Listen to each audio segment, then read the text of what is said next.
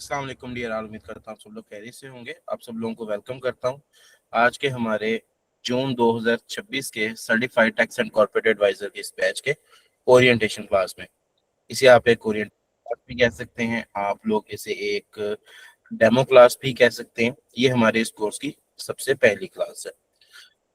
अच्छा जी, क्लास को स्टार्ट करने से पहले मैं एक दो चीज़ें बता दूं। एक तो ये कि आप लोगों के जो माइक्स हैं वो क्लास के स्टार्ट में म्यूट कर दिए जाते हैं। उसकी वजह ये होती है कि जब भी कोई न्यू पर्सन ज्वाइन करता है तो बाय डिफॉल्ट माइक ओपन होता है, जिसकी वजह से अगर वो जाती तौर पे अपना माइक खुद बंद नहीं करते तो फिर बाकियों को डिस्टर्बेंस होती है, शोर आ रहा होता है ना, उन्हें नहीं पता चलता कि उनका माइक ओपन है। इसलिए हमारी तरफ से माइक ऑफ कर दिया जाता है। जैसे ही मेरी बातें पूरी हो जाएंगी, मेरा लेक्चर पूरा हो जाएगा, उसके बाद आप लोगों के माइक्स बिल्कुल ओपन कर दिए जाएंगे। आप लोगों के जितने भी सवालात हों वो आप तमाम तर सवालात मुझसे पूछ सकते हैं, ठीक है। लेकिन अगर आपका कोई सवाल इस दौरान, यानी जब मैं पढ़ा रहा हूँ उस दौरान आपको कुछ सवाल याद आता है और आपको लगता है कि इस सवाल को अभी इसी वक्त पूछना चाहिए, तो बेहतर है बाद में शायद याद ना रहे, तो इसके लिए आप ये चैट बॉक्स का इस्तेमाल कर सकते हैं, ठीक है। यहाँ पर आप साथ साथ अपने क्वेश्चंस लिख सकते हैं, मैं इनका साथ साथ जवाब देता रहूंगा, ठीक है। और जो ऑरल क्वेश्चंस पूछना चाहेंगे भाई, वो आप लोग क्लास के एंड पे पूछ लीजिएगा, ठीक है। मैं बस थोड़ा ही आप लोगों का टाइम लूंगा, उसके बाद बस आप लोगों के माइक्स ओपन होंगे। आप लोग जो सवाल पूछते जाएंगे उन सवालों का मैं जवाब देता जाऊंगा, ठीक है जी। अच्छा, अब एक और बहुत जरूरी चीज है जी। वो जरूरी चीज क्या है? वो ये है कि अभी मैं आप लोगों के साथ स्क्रीन शेयर कर रहा हूँ, तो स्क्रीन तो खैर आप लोगों को नजर आ ही जाएगी, लेकिन आप लोगों ने ना मुझे आवाज के बारे में बताना है। आप में से शायद कुछ भाइयों को अंदाजा हो कि अभी पिछले एक दो दिन से कुछ हालात थोड़े खराब हो रहे हैं, मौसमी हालात भी कुछ खराब हो रहे हैं। कुछ शायद वैसे जो है वो लोड शेडिंग वगैरह अचानक से स्टार्ट हो गई है कुछ। तो यहाँ पर मेरे होम टाउन में भी अचानक से काफी ज्यादा इशू है। मैं अभी होम टाउन में ही आया हूँ। बिजली का बहुत ज्यादा इशू है, जिसकी वजह से मैं आप लोगों को पढ़ा रहा हूँ इस टाइम अपनी गाड़ी में बैठ के। तो आप लोगों ने मुझे ये क्लियर कर देना है कि आप लोगों को कोई बहुत ज्यादा जो है वो नॉइस तो नहीं आ रही, गाड़ी का शोर बहुत ज्यादा तो नहीं आ रहा। अगर ऐसा हो तो फिर मैं वो सारा गाड़ी बंद कर दूं, क्योंकि गर्मी है तो मुझे जरूरत है ताकि गाड़ी चलती रहे और थोड़ी कूलिंग होती रहे। अच्छा, रजब भाई ने कहा है कि आवाज बिल्कुल ठीक है, तो फिर मैं बाकी भाई भी थोड़ा सा कंफर्म कर देंगे तो मैं ऐसे ही कंटिन्यू रखूंगा और हमारी क्लास इंशाल्लाह बहुत अच्छे तरीके से चलती रहेगी। अभी मैंने आप लोगों के साथ स्क्रीन शेयर कर दी है, आप लोगों को स्क्रीन नजर आ गई होगी, ठीक है। जिन भाइयों ने हैंड रेज किए हुए हैं उनके अगर सवालात हैं तो आप साथ साथ लिखते जाएं अपने सवाल। जी चले, बहुत शुक्रिया जिन भाइयों ने भी जवाब दिए। साथ साथ ऐसे ही अपने सवालात लिखते जाएं। अगर आप लोगों ने ऑरल क्वेश्चन पूछना है तो मुझे बस थोड़ी देर में अपना टॉपिक कंप्लीट कर लेने दें, उसके बाद आप लोग अपने ऑरल क्वेश्चन पूछ लीजिएगा, ठीक है। तो अभी हम चलते हैं अपनी क्लास की तरफ।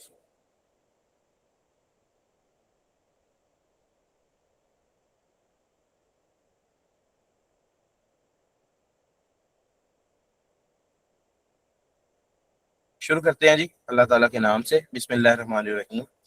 हमारे कोर्स का नाम है certified tax and corporate adviser. ये करीब 4 से 5 महीने का कोर्स है, ठीक है, जिसके अंदर अराउंड अबाउट 48 से 60 लेक्चर्स होते हैं, ठीक है। लेक्चर्स आगे पीछे क्यों होते रहते हैं, उसकी वजह ये होती है कि हर बैच में कोई ना कोई नई अमेंडमेंट्स आती रहती हैं, एफबीआर की तरफ से, एससीसीपी की तरफ से। कोई नया कानून आ गया, कोई पुराना कानून जो है वो एग्जम्प्ट हो गया, खत्म हो गया, तो उसकी वजह से फिर वो थोड़ा बहुत उतार चढ़ाव आता रहता है। इसलिए जो है ऑन एवरेज जो है आपके 60 लेक्चर्स होंगे, इससे ज्यादा भी हो सकते हैं।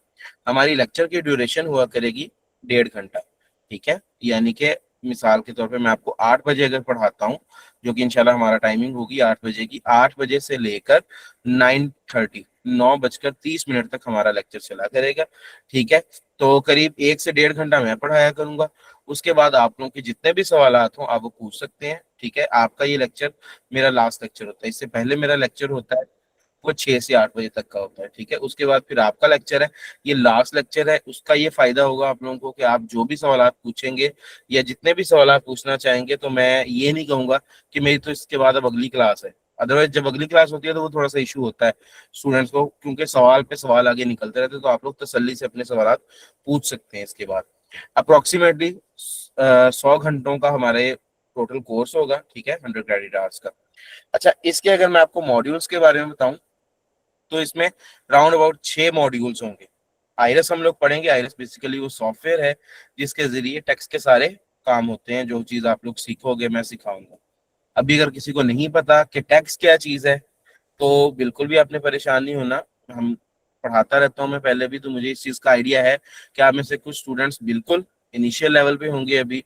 आप में से कुछ ऐसे स्टूडेंट्स भी होंगे जिनका आर्ट्स का बैकग्राउंड होगा, कुछ ऐसे स्टूडेंट्स होंगे जो बिजनेसमैन होंगे, कारोबार अपना कर रहे होंगे और उसी सिलसिले में चीजें सीखना चाह रहे होंगे। कुछ लोग होंगे वो कहीं पर भी, मिसाल के तौर पे कहीं पे एज अ टीचर जॉब कर रहे हैं, किसी कॉलेज में, यूनिवर्सिटी में, स्कूल में, तो वो अपने मामला जितने भी टैक्स के हैं उनको खुद से हल करने के लिए, कॉम्प्लायंस करने के लिए टैक्स सीखने आते हैं। तो जिनको नहीं प्रॉपरली पता होता कि टैक्स क्या चीज है, इसके सारे मामले कैसे होने, आप लोग भी इसी क्लास का हिस्सा हो और इस चीज का मुझे पता है। मैं कभी भी ये अज्यूम करके नहीं पढ़ा रहा होता कि नहीं नहीं सब लोगों को पता है कि टैक्स क्या है। मैं बिल्कुल बेसिक लेवल से चलूंगा और इंशाल्लाह हम लोग बहुत ही एडवांस लेवल पर जाते हैं। ठीक है, ये ना तो ये बिगनर लेवल का कोर्स है कि मैं छोटी छोटी चीजें आपको बस सिखाऊंगा और कहूंगा कि नेक्स्ट जो मुश्किल चीजें हैं उनके लिए हमारा कोई एक और कोर्स है फिर आप वो ज्वाइन कर लेना। नहीं, बस यही कोर्स है जो भी है। और ना ही ये बहुत ही एडवांस लेवल से शुरू होगा कि आपको जो बाकी भाई हैं जिन्हें नहीं टैक्स का पता उन्हें कुछ समझ ही ना है, लेकिन एडवांस लेवल तक जाएगा जरूरी है। ठीक है, कवर ये सारा कुछ करेगा। उसके बाद जी इसके अंदर इनकम टैक्स होगा पूरी तरह से टोटली प्रैक्टिकल समझाऊंगा आपको इनकम टैक्स क्या होता है, परेशान नहीं होना। सेल्स टैक्स सारे का सारा सिखाया जाएगा, ना सिर्फ एफबीआर यानी कि वफाकी हुकूमत का सेल टैक्स आपको सिखाऊंगा। इनकम टैक्स जो होता है ना जी, वो होता है, ये टैक्स की दो किस्में हैं। इनकम टैक्स जो होता है वो ओवरऑल पूरे मुल्क का एक ही चल रहा होता है। ठीक है, इसको वफाकी हुकूमत चलाती है। जैसे आपने अक्सर सुना होगा ना हमारे मुल्क में अक्सर इदारे जो हैं वो दो तरह के होते हैं, सूबाई इदारे होते हैं और वफाकी इदारे होते हैं। ठीक है, मिसाल के तौर पर नादरा जो है, नादरा एक वफाकी इदारा है। ठीक है, जबकि पुलिस एक सूबाई इदारा है। तो जिस तरीके से ये सूबाई इदारे और वफाकी इदारे होते हैं ना, यानी जिस इदारे को वफाकी हुकूमत कंट्रोल कर रही होगी वो वफाकी इदारा कहलाता है और जिसको सूबाई हुकूमत कंट्रोल करती है वो सूबाई इदारा कहलाता है। बिल्कुल इसी तरीके से टैक्स की अगर बात करें तो जो इनकम टैक्स होता है ना वो वफाकी हुकूमत ही पूरे मुल्क में चला रही होती है, जबकि जो सेल्स टैक्स होता है उसको सिर्फ वफाकी हुकूमत नहीं कंट्रोल कर रही होती, उसको सूबाई हुकूमतें भी कंट्रोल करती हैं। ठीक है, उसके आगे पोर्शंस होते हैं। तो सेल्स टैक्स आपको कंप्लीट सिखाया जाएगा, ना सिर्फ वफाकी हुकूमत की हद तक बल्कि सूबाई हुकूमत के भी तमाम तर जितने भी इसके अंदर कॉम्प्लाइंसेस होंगी, जितने भी पोर्शंस होंगे, तो वो सारे भी आपको सिखाए जाएंगे, जिन्हें हम लोग Punjab revenue authority, Sindh revenue board, KP revenue authority, Balochistan revenue authority के नाम से जानते हैं। उसके बाद आपको जी एससीसीपी का सारा काम सिखाया जाएगा। एससीसीपी क्या है? Securities and exchange commission of Pakistan. ये वो कंपनी है, वो इदारा है पाकिस्तान में जो पाकिस्तान में कंपनीज को रेगुलेट करता है, रजिस्टर करता है, इन्हें अप्रूवल देता है। ठीक है, कुछ लोग होते हैं ना वो सादा ही बिजनेस करते हैं कि जी मैं बस, मिसाल के तौर पे एक बंदे ने दुकान डाल के कारोबार शुरू कर दिया, चलता गया। ठीक है, लेकिन कुछ लोग होते हैं वो प्रॉपर कंपनी, मिसाल के तौर पे निशात है। ठीक है, अब निशात के भी तो कारोबार ही है ना, वो क्या है, वो एज अ कंपनी रजिस्टर करवाया है उन्होंने, निशात ग्रुप ऑफ कंपनीज जो है। तो ये जो कंपनी के तौर पे कारोबार को रजिस्टर किया जाता है उसके लिए जो गवर्नमेंट का इदारा है वो एससीसीपी है। तो आपको एससीसीपी में तमाम तक कंपनीज को कैसे आप रजिस्टर करवा सकते हैं और ये सारे मामला आगे कैसे चलेंगे वो सब कुछ सिखाया जाएगा।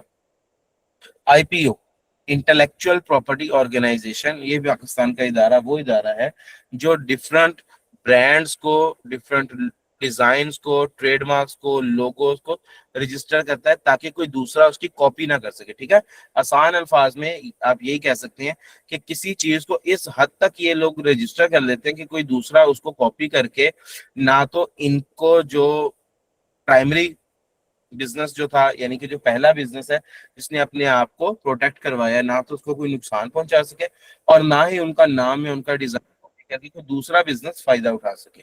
तो ये इनका काम है। यहाँ पर कैसे आपने ब्रांड्स को रजिस्टर करवाना है, कैसे उनके कॉपीराइट्स करवाने हैं, कैसे जो है लोगो वगैरह रजिस्टर करवाना है, जिसे ट्रेडमार्क भी कहा जाता है, ये सब कुछ आपको सिखाया जाएगा। Chamber of commerce and industries का काम आपको सिखाया जाएगा, प्रैक्टिकली सारा होगा। पाकिस्तान सॉफ्टवेयर एक्सपोर्ट बोर्ड का काम आपको सिखाया जाएगा। आपके आसपास आप देखते रहते होंगे बड़े शहरों में खास तौर पे सॉफ्टवेयर हाउसेज होते हैं, आईटी कंपनीज होती हैं, कॉल सेंटर्स होते हैं, फ्रीलांसर्स होते हैं। तो इन सब को जो है ना किसी ना किसी इदारे में रजिस्टर करना पड़ता है। ठीक है, ना सिर्फ इसलिए कि कानून कहता है कि ये लोग लाजमी रजिस्टर हों, बल्कि कुछ ऐसे बिजनेसेस हैं जिनको सिर्फ इसलिए रजिस्टर करना पड़ता है ताकि उन्हें हुकूमत की तरफ से कुछ फायदे मिल सकें, जैसे कि टैक्स में कमी होती है, उनके साथ टैक्स में एग्जम्पशन मिलती है, ये भी आपको सिखाया जाएगा। पाकिस्तान सिंगल विंडो का काम आपको सिखाया जाएगा, यानी कि कोई भी शख्स अगर पाकिस्तान में बैठ के पाकिस्तान की चीजों को बाहर भेजता है, एक्सपोर्ट करता है, या पाकिस्तान की चीजें बाहर से मंगवाता है, इंपोर्ट करता है, जो जो लोग इंपोर्ट एक्सपोर्ट का बिजनेस कर रहे होते हैं उनके लिए जो है PSW है, पाकिस्तान सिंगल विंडो, इसका भी काम आपको सिखाया जाएगा। पाकिस्तान इंजीनियरिंग काउंसिल का, जितनी भी आपकी इंजीनियरिंग फर्म्स हैं, ये जो गवर्नमेंट के टेंडर्स वगैरह आते हैं, इन पे जो बिडिंग करते हैं, कोई सड़कें बना रहे हैं, कोई फ्लाईओवर्स बना रहे हैं, प्लाजास बना रहे हैं, तो ये सारे जो इंजीनियरिंग कंपनीज हैं, ये फर्म्स होती हैं, ये कहाँ से रजिस्टर होती हैं? पाकिस्तान इंजीनियरिंग काउंसिल से ये लोग रजिस्टर होते हैं, वहां से अप्रूवल लेके फिर अपनी अपनी कैटेगरी के लिहाज से आगे आके इन्हें काम मिलता है। तो ये सब कुछ भी आपको सिखाया जाएगा। EOBI employ old age benefit institution जो है, ये डिफरेंट कंपनीज के अंदर जो मुलाजिम होते हैं, खास तौर पर जो लेबर होती है, जो काम ऑपरेशनल वर्क जो कर रहे होते हैं, ठीक है, उन लोगों को EOBI तहफ़्फ़ुज़ फराहम करता है। ठीक है, ये तहफ़्फ़ुज़ किस तरीके का हो सकता है? ये तहफ़्फ़ुज़, इसके अंदर सोशल सिक्योरिटी भी आ जाता है, इसमें आपको मेडिकली जो है वो तहफ़्फ़ुज़ फराहम किया जाता है, सोशल सिक्योरिटी की डिफरेंट डिस्पेंसरीज, हॉस्पिटल्स वगैरह पे। यानी क्या होता है कि कंपनीज अपने एम्प्लॉयज को वहां पे रजिस्टर करवा देती हैं, तो वहां पे उनका मुफ्त इलाज हो जाता है। और जो सबसे मेन काम है EOBI का वो ये है कि जब कंपनीज के मुलाजिम जो होते हैं, प्राइवेट कंपनीज के मुलाजिम, तो जब उनकी रिटायरमेंट की एज आ जाती है, जब वो उस जॉब को छोड़ देते हैं, तो उसके बाद उन्हें माशी तहफ़्फ़ुज़ जो है वो ये इदारा फराहम करता है, उन्हें एक तरह से एक पेंशन फराहम करता है। तो उस सारे प्रोसेस का क्या तरीकाकार है, ये भी आपको सिखाया जाएगा। मॉड्यूल 6 जो है जी, ये बड़ा इंपॉर्टेंट है, डिजिटल मार्केटिंग। ये बेसिकली फेसबुक एड्स होते हैं। आप लोगों ने जिस तरीके से हमारा फेसबुक का एड देखा होगा, ठीक है, इश्तिहार देखा होगा कि जी आए इदारे में कोर्सेज हो रहे हैं, दाखला ले लें, फलां चीज सीखें, इसी तरीके से और बहुत सारी एड्स आप देखते रहते हैं। कोई लोग कहते हैं कि जी टैक्स का काम हमसे करवा लें, कुछ लोग कहते हैं कि आप हमसे कंपनीज बनवा लें। तो ये क्या हो रहा है, लोग अब दफ्तर बना के काम करने की बजाय पूरी दुनिया में ही ऑनलाइन काम होता है, यानी घर बैठे अपना लैपटॉप पकड़ें, अपना पे गूगल वगैरह पे अपना इश्तिहार लगाएं, लोग आपसे ऑनलाइन राब्ता करेंगे, उन्हें अपनी सर्विसेज के बारे में बताएं। अगर वो मानते हैं कि ठीक है हमने आपसे काम करवाना है, तो बस ठीक है, वो आपको ऑनलाइन पे कर देंगे, आप उनका काम कर देंगे। तो ये आपका सारा जो कारोबार है इस तरीके से चल रहा होगा। लेकिन उसके लिए क्या जरूरी है कि आपको पता तो हो कि ये डिजिटली मार्केट चलती कैसे है, किस तरीके से आप इश्तिहारात लगाएंगे, किस तरीके से आप ऑनलाइन काम करेंगे। तो हमने क्या किया, हमने इस चीज को लाजमी तौर पर अपने कोर्स में शामिल किया है कि ऐसा ना हो कि मैं आपको मिसाल के तौर पे मॉड्यूल 1 से लेके मॉड्यूल 5 तक दुनिया जहान की चीजें सिखा दूं कि भाई आपको ये भी आना चाहिए, ये भी आना चाहिए, और कल को आपके पास वो क्लाइंट ही ना आए। आप दफ्तर खोल के बैठे, मिसाल के तौर पे जैसे भी मेरा एक छोटा सा होम टाउन है, तो यहाँ पे मेरे पास अगर मैं बैठूं दफ्तर खोल के, तो मेरे पास कौन आएगा? मेरे पास आएंगे जी हम जो फाइलर होने के लिए आते हैं, कोई इनकम टैक्स का गोशवारा करवा लेंगे थोड़ा बहुत, और कोई बहुत ही रेयर होगा, कोई भी एक आधा सेल टैक्स का बंदा आ जाएगा। बस जी ये मेरे पास काम करवाने के लिए लोग आएंगे। तो फिर मेरा ये सारा सीखा हुआ तो जाया गया। इतनी सारी चीजें सीखने का मुझे क्या फायदा हुआ? भाई मैं फायदा किस तरीके से लूंगा? मैं फायदा इस तरीके से लूंगा कि मैं अपनी मार्केट को वसी कर लूंगा। मैं उस होम टाउन में बैठा बैठा पूरे पाकिस्तान में अपनी एक्सेस हासिल कर लूंगा, पूरे पाकिस्तान को अपनी मार्केट बना लूंगा। और जब मेरा एड, मेरा इश्तिहार पूरे पाकिस्तान में चलेगा, तो फिर जहां से जिस बंदे को जो काम करवाना होगा वो मुझसे राब्ता कर लेगा। तो मुझे ये फिक्र ही नहीं होगा कि मेरे इलाके से कौन आएगा मेरे पास, पूरा पाकिस्तान ही मेरा इलाका बन जाएगा। तो ये चीज इस कोर्स की सबसे गोल्डन चीज है, और कोई और इदारा आपको ये चीज नहीं सिखाता। आप लोगों को सारी वो, जिस तरह आप लोग अक्सर छोटे जब स्कूल में थे आप लोग, या मैं भी स्कूल में था, तो हम लोग अक्सर एक सवाल खुद से पूछा करते थे कि जी हम लोग फलां फलां चीजें पढ़ते हैं, हम लोग अलजबरा पढ़ी जा रहे हैं, हम लोग फलां जियोमेट्री पढ़ी जा रहे हैं, तो क्या आगे जाके फ्यूचर में ये सारी चीजें इस्तेमाल होंगी? हम लोग अक्सर इस सवाल, और ऐसा बहुत दफा होता है कि वो चीजें आगे जाके नहीं इस्तेमाल हो रही, किसी किसी के जो जो उस फील्ड में जा रहा होता है, रेलिवेंट फील्ड में उसके, तो वहां वो चीज इस्तेमाल होती है, लेकिन हर बंदा उस चीज को इस्तेमाल नहीं कर रहा होता। क्यों? क्योंकि हर बंदे की अपनी अपनी मार्केट बन जाती है ना।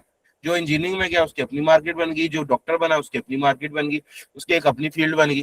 तो उसके लिए वो जो चीजें उसने पढ़ी है वो क्या होगी, वो फालतू होगी। यहाँ पर भी ऐसे ही हो सकता है, और हो भी रहा है। इदारे आपको ये सारी चीजें सिखाएंगे, इससे बढ़कर चीजें सिखाएंगे, कहेंगे ये भी सीख लो, ये भी सीख लो, ये भी सीख लो।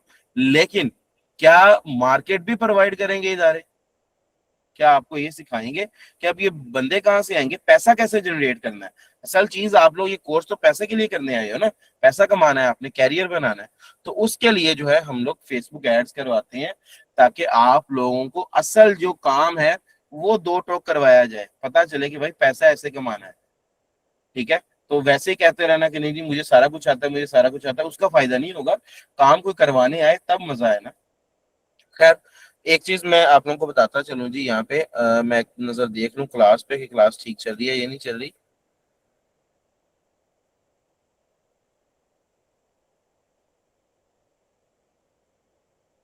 हाँ जी, कुछ जगहों पर साउंड का इशू हो सकता है। उसकी वजह यह है कि हर जगह ही आजकल ये हालात है ना, मौसम तो हर जगह पे मैं सुन रहा हूँ आंधियां आ रही हैं, तूफान आ रहे हैं। तो भाई अगर किसी को इशू आ रहा है ना, तो आपने क्या करना है, आपने एक तो अपने कोऑर्डिनेटर से भी रब्ता कर लें, थोड़ा बहुत आपको वो गाइड भी कर देंगे। बाकी जो बेहतरीन हल है वो यही है कि आपने क्लास को एक दफा डिस्कनेक्ट कर लेना है और दोबारा ज्वाइन कर लेना है। ठीक है। अच्छा, कोऑर्डिनेटर होंगे इस क्लास में, तो कोऑर्डिनेटर्स मैं आपको बता रहा हूँ कि जब भी क्लास में इशू आए, आपने मतलब मिसाल के तौर पे मेरी तरफ से पूरी क्लास ही बंद हो जाए ना अगर, तो कई दफा ऐसे होता है मैं पढ़ाता चला जाता हूँ और क्लास पीछे बंद पड़ी होगी। तो ये नहीं करने देना। आपने क्या करना है, फौरी तौर पर मेरे फोन नंबर पे कॉल कर देनी है। मैं कोऑर्डिनेटर्स को कह रहा हूँ, ताकि क्या हो कि एक सेकंड भी जाया ना हो, मैं फौरी तौर पर चेक करके उसको रिकनेक्ट कर लूँ। जी, मैं आईएस पोर्टल वगैरह के बारे में सारा कुछ बताऊंगा।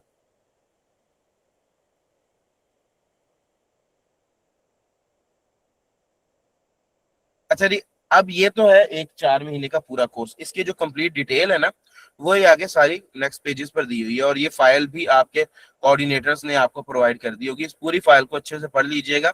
जिनको अभी नहीं पता इन चीजों के बारे में, उनको तो नहीं पूरी फाइल समझ आएगी, बट आपने एज अ सिलेबस आउटलाइन जो है, एज अ प्लानर इसको अपने पास रखना, ताकि आपको पता हो कि पूरे कोर्स में हमने चीजें कवर क्या क्या करनी है। ठीक है। मिसाल के तौर पे आपको दो इदारों में ही कंपेयर करना पड़ जाता है कि मैं यहाँ एडमिशन लूँ या यहाँ एडमिशन लूँ, मुझे कौन सी चीज कहाँ सिखाई जाएगी।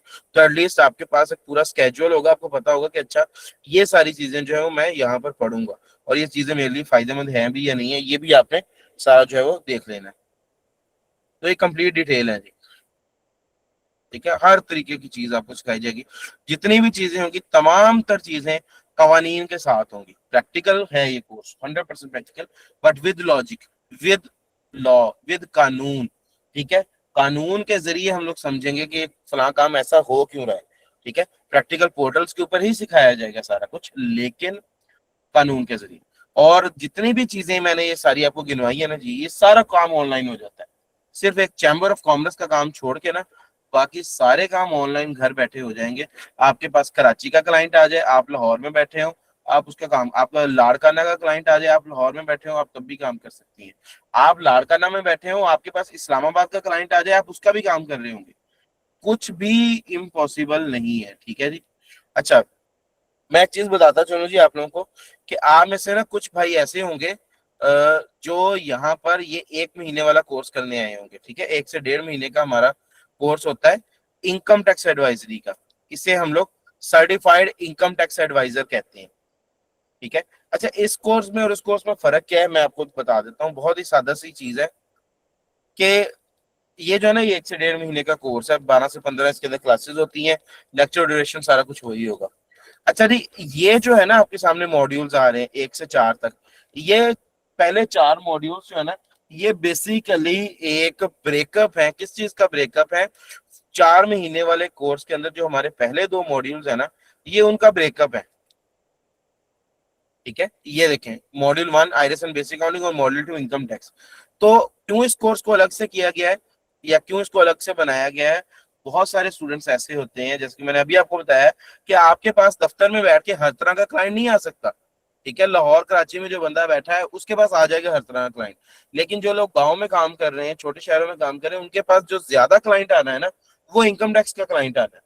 तो इसलिए ना बहुत सारे लोगों की ये ख्वाहिश होती है कि नहीं भाई, हमें जो है आप सर इनकम टैक्स एक दफा सिखाएं, तो बाकी सारी चीजें भी फिर देखेंगे आगे जाके, लेकिन एक इनकम टैक्स का हमें एक अलग से कोर्स बना के दें।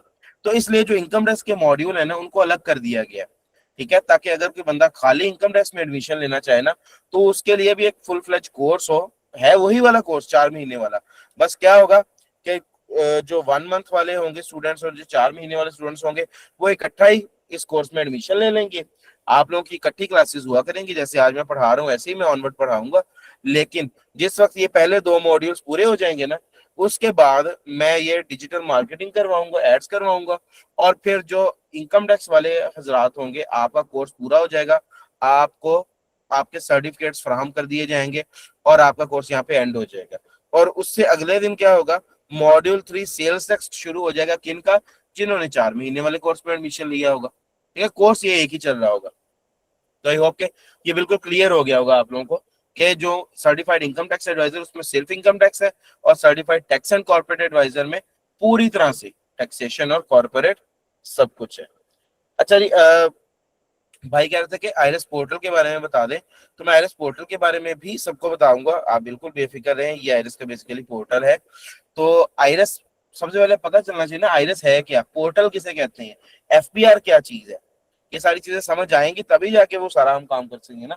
आप में से कुछ लोग होंगे जो थोड़ा जानते हैं इन चीजों को, कुछ नहीं जानते, तो अब सबको इकट्ठा तो लेके चलना पड़ेगा भाई। तो इसलिए जो है ना आज मुझे थोड़ा सा चीजों को, जो बेसिक सारी चीजें है ना, इनको एक दफा सबके लिए बराबर करने दें, ठीक है। और आप इंशाल्लाह देखेंगे कि मैं इतना ज्यादा आपको एडवांस लेवल पर जाके ये चीजें करवाऊंगा कि आप लोग कहेंगे कि सर हमने नहीं सोचा था कि ये कोर्स इतना एडवांस लेवल का होगा। और आपको इसके बाद मजीद टैक्स या कॉर्पोरेट की हद तक कोई मजीद चीज सीखने की इंशाल्लाह जरूरत नहीं पड़ेगी। अच्छा जी, ये होता है पोर्टल, ठीक है। इसके ऊपर इस तरीके से नाम लिखा होता है जो टैक्स पेयर होता है, जिसने टैक्स अदा करना होता है। ये पोर्टल हर बंदे का अपना अपना अलग अलग होता है, इसके लिए अकाउंट बनवाना पड़ता है, ठीक है, या अकाउंट बनाना पड़ता है भी आप कह सकते हैं, आप खुद अपना अकाउंट बना सकते हैं। हमारी जो कल पहली क्लास है इस कोर्स की, उसके अंदर मैं प्रॉपर आपको ये सारा फाइलर करना सिखाऊंगा, अकाउंट बनाना सिखाऊंगा, रिटर्न फाइलिंग सिखाऊंगा, ठीक है। अभी आज उसकी बेसिक चीजें समझ लें कि ये सारी टर्म्स हैं क्या, ठीक है। तो यहाँ से आपके ये देखिए क्या लिखा हुआ, file your income tax return, और ये लिखा हुआ file your sale tax return. तो आपका इनकम टैक्स और आपके सेल टैक्स के जो काम है ना वो इसी एक पोर्टल से होते हैं, ठीक है। हम लोग क्या कर रहे होंगे, हम लोग इस पोर्टल में एक एक बटन, एक एक फीचर, एक एक एलिमेंट को पढ़ रहे होंगे, स्टडी कर रहे होंगे, और उसके कोरस्पोंडेंस जो भी कानून होगा, जो भी सेक्शन होगा, जो भी एक्ट होगा, हम लोग उससे भी पहले पढ़ रहे होंगे। पहले हम लोग वो कानून पढ़ेंगे और फिर उसके कोरस्पोंडेंस, वो चीज प्रैक्टिकली कैसे इंप्लीमेंट होती है वो हम आपके पोर्टल में देख रहे होंगे। मिसाल के तौर पे मैं अगर आपको आईरस पढ़ा रहा हूँ तो आईरस के साथ साथ मैं कौन से कवानीन पढ़ाऊंगा, मैं आपको इनकम टैक्स ऑर्डिनेंस पढ़ाऊंगा 2001, और मैं आपको इनकम टैक्स रूल्स पढ़ाऊंगा 2002, मैं आपको सेल टैक्स एक्ट पढ़ाऊंगा 1990 का, और मैं आपको सेल टैक्स रूल्स पढ़ाऊंगा 2006 के। ये आपको कहाँ से मिलेंगे, ये आपने कहाँ से डाउनलोड करने हैं, मैं वो सब कुछ भी आपको सिखा दूंगा, बेफिक्र है, ठीक है। अब थोड़ा सा ना बेसिक चीजों को कवर कर लूँ जी।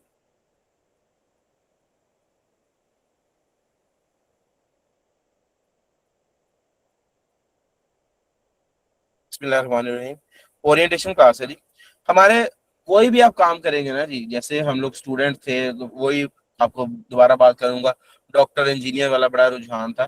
तो हर बंदा उस टाइम क्या सोच रहा होता था कि मैं डॉक्टर बनूं, तो डॉक्टर की मार्केट डिमांड है, तो हर कोई कहता है हाँ जी बड़ी बड़ी डिमांड है। इंजीनियर के बारे में थोड़ा सा लोग एक दफा सोच में पड़ जाते थे कि इंजीनियर बनना चाहिए नहीं बनना चाहिए, पता नहीं डिमांड है यानी अल्टीमेटली बता ये रहा हूँ कि भाई हम लोग डिमांड के बारे में सोचते हैं कोई भी कैरियर ऑप्ट करने से पहले, क्योंकि हमने अल्टीमेटली उसके अंदर पैसा इन्वेस्ट करना होता है, उसको सीखने में टाइम इन्वेस्ट करना होता है, तो बाद में उस चीज की डिमांड होनी चाहिए। तो भाई इस जो फील्ड की, इस कैरियर की डिमांड बहुत ज्यादा है। एक कंसल्टेंट की डिमांड पाकिस्तान में बेतहाशा है, बहुत ज्यादा है, ठीक है। तो पाकिस्तान में अब आप देख ही रहे हैं कि हर बंदा कारोबार की तरफ आ रहा है। वो पुराना जमाना खत्म होता जा रहा है और अल्हम्दुलिल्लाह खत्म होता जा रहा है। वो नौकरी कल्चर जो है, हर बंदा ये कहा करता था कि मुझे बस नौकरी मिल जाए तो मैं खुश हूँ, वो अब खत्म होता जा रहा है। अब लोग नौकरी को नहीं पसंद कर रहे, ठीक है, अब लोग कारोबार को पसंद कर रहे हैं। और जितने कारोबार होंगे अल्टीमेटली जॉब्स भी ज्यादा ज्यादा बढ़ेंगी, लेकिन क्या होगा, जितने कारोबार होंगे उतनी ज्यादा टैक्स की अदायगियां होंगी, उतने ज्यादा जो है वो टैक्स की कॉम्प्लाइंसेस होंगी, और उतनी ही ज्यादा कंसल्टेंट्स की डिमांड है। ये सिर्फ टैक्स की हद तक बात नहीं है, कोई भी काम करना है बिजनेसमैन ने तो उसके लिए इसको कंसल्टेंट चाहिए। ठीक है, तो मिसाल के तौर पे उसने अपने टैक्स गवर्नमेंट को जमा करवाना है, तब भी कंसल्टेंट चाहिए। उसने कंपनी बना के कारोबार करना है तो कंपनी बनाने के लिए कंसल्टेंट चाहिए। उसने इंपोर्ट एक्सपोर्ट करना है तो इंपोर्ट एक्सपोर्ट का लाइसेंस लेने के लिए और उसकी असिस्टेंस के लिए कंसल्टेंट चाहिए। ठीक है, उसने इंजीनियरिंग फर्म बनानी है तब कंसल्टेंट चाहिए। ठीक है, चैम्बर में रजिस्टर होना, कोई भी काम करना है, बिजनेसमैन को अपने आप थोड़ी पता होता है कि मैंने ये काम कैसे करना है, तो ये सब कुछ कंसल्टेंट ने करना है। ठीक है, अच्छा जी, अब मैं आपको ना थोड़ा सा बता दूं बेसिक टर्मिनोलॉजी के बारे में कि ये चीजें हैं क्या। ठीक है जी, सबसे पहले आपको ये पता होना चाहिए कि जी टैक्स क्या है। टैक्स जो है जी, किसी भी मुल्क के अंदर ना जो लोग रह रहे होते हैं उन लोगों के ऊपर ना उस मुल्क की हुकूमत ने खर्चा करना होता है। ठीक है, वो खर्चा किस तरह करना होता है आपको पता है, सरकारी इदारे होते हैं, सरकारी अस्पताल हैं, सरकारी तालीमी इदारे हैं, स्कूल्स हैं, कॉलेजेस हैं, यूनिवर्सिटीज हैं, इवन दैट फिर और बहुत सारी पब्लिक जो है वो गुड्स हैं, ये पब्लिक सर्विसेज हैं। मिसाल के तौर पे सड़कें बनी हुई हैं आपके सामने पुलिस का पूरा एक निज़ाम है, अदालतों का निज़ाम है, मिलिट्री है, आर्मी है। तो ये सब कुछ कैसे चल रहा है, ये सब कुछ गवर्नमेंट चला रही होती है। अब गवर्नमेंट को ये सारा कुछ चलाने के लिए चाहिए होता है जी पैसा। ठीक है, तो पैसा या तो गवर्नमेंट, कुछ ममालिक में इस तरह से होता है कि जैसे आजकल मशहूर है ईरान है आपके सामने, तो ईरान क्या करता है, ईरान अपना तेल बेचता है। ठीक है, आसपास और जो खलीज के ममालिक हैं, कतर वगैरह, क्या करते हैं, ये सारे ऑयल बेचते हैं, उनके पास इतना पैसा आ जाता है उन्हें, ये जो है वो किसी और तरह की सोर्स ऑफ इनकम की जरूरत ही नहीं पड़ती, उनका सारा काम चल रहा है। कुछ ममालिक में टूरिज्म से, सियाहत से इतना पैसा आ जाता है। लेकिन जिन ममालिक में ये इस तरह की सहूलियात नहीं है, इस तरह के सोर्सेज ऑफ इनकम नहीं है गवर्नमेंट के पास, तो गवर्नमेंट क्या करती है, अपने ही मुल्क में रहने वाले लोगों को कहती है कि भाई आप लोग जो है वो गवर्नमेंट को पैसा दिया करो, अपनी आमदन में से कंट्रीब्यूट किया करो, गवर्नमेंट को पैसा दिया करो। ठीक है जी, तो जब ये गवर्नमेंट को पैसा देते हैं ना तो इस पैसे को हम लोग टैक्स कहते हैं, और ये टैक्स जो है ये गवर्नमेंट के लिए सोर्स ऑफ इनकम होता है। अब ये टैक्स कितना देना है, कैसे देना है, यही सारी खेल है जो हमने सीखनी है। अगर मैं इसमें आपको एक छोटी सी मिसाल से समझाऊं ना, ऐसे ही आज अभी पढ़ाते पढ़ाते मेरे जहन में आई है ये मिसाल, कि अक्सर आपने सुना होगा कि लोग ये कहते हैं कि जी जो मुल्क है वो हमारी माँ की तरह है। ठीक है, पाकिस्तान जो है वो हमारी माँ है, या मदरलैंड भी इसे कहा जाता है। ठीक है, तो अगर आपको पता होगा, शायद आप लोगों के घरों में होता भी हो अभी तक ऐसे, तो क्या होता है कि खास तौर पे जब जो बच्चे हैं वो अनमैरिड होते हैं, तो माएँ जो है वो कहती हैं कि भाई जो घर का खर्चा वगैरह है, अब आप लोग बड़े हो गए हो, कमा रहे हो ना, तो बस कंट्रीब्यूट करो घर के खर्चे के अंदर। क्यों? अब सोचो कि माँ जो है हमारी, जो हमारी वालदा है, वो इसी तरीके से है जैसे हमारा मुल्क है, हमारी स्टेट है, तो उनको पूरा हमारा घर चलाने के लिए पैसों की जरूरत तो है ना, वो खुद तो नहीं काम कर रही होती, तो उन्हें हमने ही पैसे देने हैं। ठीक है, हम कमा कमा के ला के उन्हें देंगे और वो पूरा घर चला रही होंगी।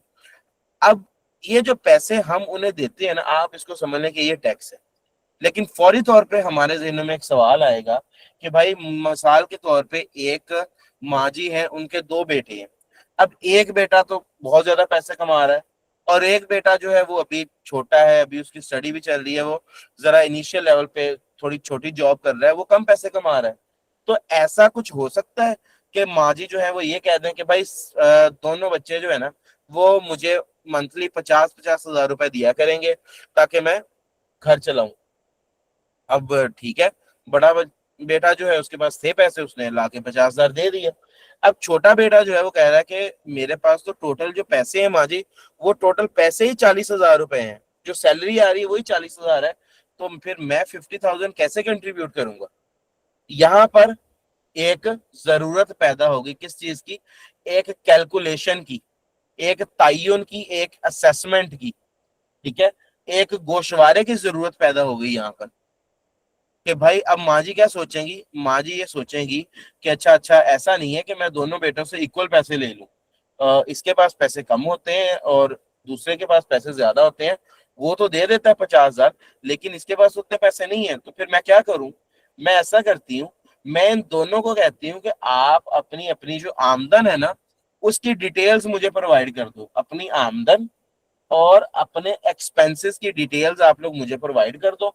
उस हिसाब से मैं देख लूंगी कि मेरा कौन सा बेटा कितने पैसे कमा रहा है और वो किस हद तक ये अफोर्ड कर सकता है कि वो कितना कंट्रीब्यूट कर सकता है। तो ये जो आप लोग मुझे अपना इनकम और एक्सपेंसेस की डिटेल्स दिया करोगे ना, मैं उससे तयन कर लिया करूंगी, असेसमेंट कर लिया करूंगी कि मेरा कौन सा बेटा किस हद तक कंट्रीब्यूट किया करेगा हमारे घर की आमदन में। ठीक है। अब अगर आप इसको मुल्की लेवल पर लेके जाएं तो हमारा मुल्क क्या कहता है? मुल्क कहता है कि भाई आप लोग टैक्स दो, लेकिन हर बंदे की आमदन बराबर नहीं है। एक मजदूर जो है वो डेली का 1500 रुपए 2000 रुपए कमा रहे हैं, और उसी जगह पर ऐसे लोग भी हैं जो डेली का डॉक्टर है मिसाल के तौर पे, जिन्होंने अपने अपने क्लिनिक्स बनाए हैं, वो एक एक दिन का 2-2 लाख रुपए 4-4 लाख रुपए भी कमा रहे हैं। तो फिर हर बंदा बराबर की कंट्रीब्यूशन तो नहीं करेगा ना। तो फिर किस चीज की जरूरत पैदा होती है यहाँ पर? यहाँ पर जरूरत पैदा होती है एक इनकम टैक्स गोशवारे की, एक इनकम टैक्स रिटर्न की, कि एक कैलकुलेशन हो, लिख के सारा कुछ हम अपनी आमदन अपने अखराजात गवर्नमेंट को बता दें, और फिर उससे हमारा टैक्स कैलकुलेट हो, और ऑटोमेटिकली पता चल जाए कि अच्छा अच्छा जो बड़ा बेटा है वो अगर महीने का 10 लाख रुपए कमा रहा है तो वो 50,000 कंट्रीब्यूट कर दे, और जो बच्चा 40,000 कमा रहा है वो 2,000 रुपए कंट्रीब्यूट कर दे, ताकि उसके लिए जितनी उसकी अफोर्डेबिलिटी है उस हिसाब से वो कंट्रीब्यूट कर दे। कल को जैसे जैसे उसकी इनकम बढ़ती जाएगी उसकी कंट्रीब्यूशन भी बढ़ती जाएगी।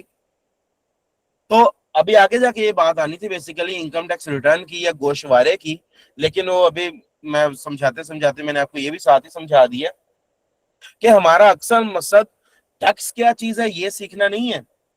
हमारा अक्सर मकसद ये है कि इनकम टैक्स गोशवारा क्या चीज है।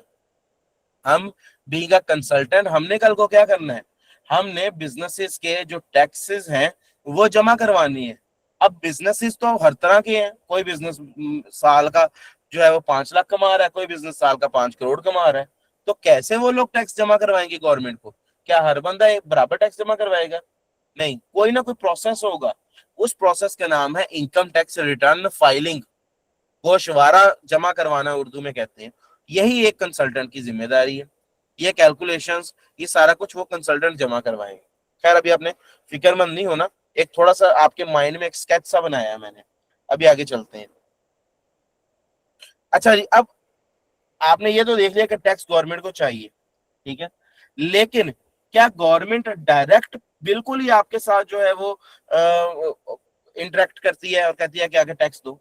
नहीं, गवर्नमेंट हकीकत में एक सिंगल यूनिट नहीं है। गवर्नमेंट बहुत सारे इदारों का मजमुआ है। ठीक है, गवर्नमेंट जो है उसके डिफरेंट यूनिट्स हैं, उसके डिफरेंट इदारे हैं, और जो हर इदारा अपनी अलग अलग एक्टिविटी अपना अलग अलग टास्क परफॉर्म कर रहा है। जैसे मिसाल के तौर पे महकमा सेहत है, हेल्थ डिपार्टमेंट है, तो पाकिस्तान के हॉस्पिटल्स को मैनेज कर रहा है, पाकिस्तान में हेल्थ फैसिलिटीज को मैनेज कर रहा है। महकमा तालीम जो है एजुकेशन डिपार्टमेंट, वो पाकिस्तान में तालीम के जो सहूलियात है उनको देख रहा है। इसी तरीके से ये जो टैक्स कलेक्शन है, टैक्स को इकट्ठा करना, उसको रेगुलेट करना, उसके लिए गवर्नमेंट ने एक इदारा बना दिया, federal board of revenue, FBR. इस इदारे का क्या काम है? कि पूरे मुल्क से लोगों से टैक्स इकट्ठा करना। अच्छा, अब इस इदारे ने क्या किया? पुराने जमाने में तो ये इदारा इनके दफातर होते थे, ठीक है, और बड़े बड़े शहरों में खास तौर पे, फिर आगे आगे छोटे शहरों में आहिस्ता आहिस्ता आते गए, तो तहसीलों में भी अब आ चुके हैं। ठीक है, तो इन ये क्या किया करते थे, इदारों के अपने दफातर के जरिए लोग वहां पर जाया करते थे और अपना गोशवारा अपनी रिटर्न वहां जमा करवाते थे कि भाई मैंने इतने पैसे कमाए, इतने खर्च किए, इतने बच गए हैं। तो फिर ये जो वहां पर इनके ऑफिसर्स बैठे होते थे वो लोगों को कहते थे कि ठीक है आप इतना इतना टैक्स जमा करवा दो। आहिस्ता आहिस्ता आपको पता है कि तरक्की की है, तो पाकिस्तान ने भी थोड़ी सी तरक्की की, पाकिस्तान के इदारों ने भी तरक्की की। तो इन्होंने अपना एक सॉफ्टवेयर बना लिया जिसका नाम रख दिया गया जी आइरस। ठीक है, आइरस ने क्या किया? आइरस ने वो वाला काम के इदारों में जाके गोशवारा जमा करवाना उसको खत्म कर दिया, और आइरस ने ऑनलाइन रिटर्न फाइलिंग या ऑनलाइन गोशवारे को इंट्रोड्यूस किया कि आप घर बैठे अपने जितनी भी आपने आमदन जो भी आपने कमाया खर्च किया सारा कुछ वो आप इस सॉफ्टवेयर में उसका इंदराज कर दो, और अल्टीमेटली सॉफ्टवेयर ही आपको ये कैलकुलेट करके बता देगा कि आपने कितना इनकम टैक्स जमा करवाना है। और वो जितना टैक्स बनेगा उतना आप जाके बैंक में जमा करवा देना या अपने मोबाइल बैंकिंग ऐप से पे कर देना। तो इसको हम क्या कहेंगे कि हमने इनकम टैक्स का गोशवारा जमा करवा दिया। ठीक है, तो ये कैलकुलेशन बेसिकली हमने सीखनी है कि पोर्टल पर ये सारा काम होगा कैसे।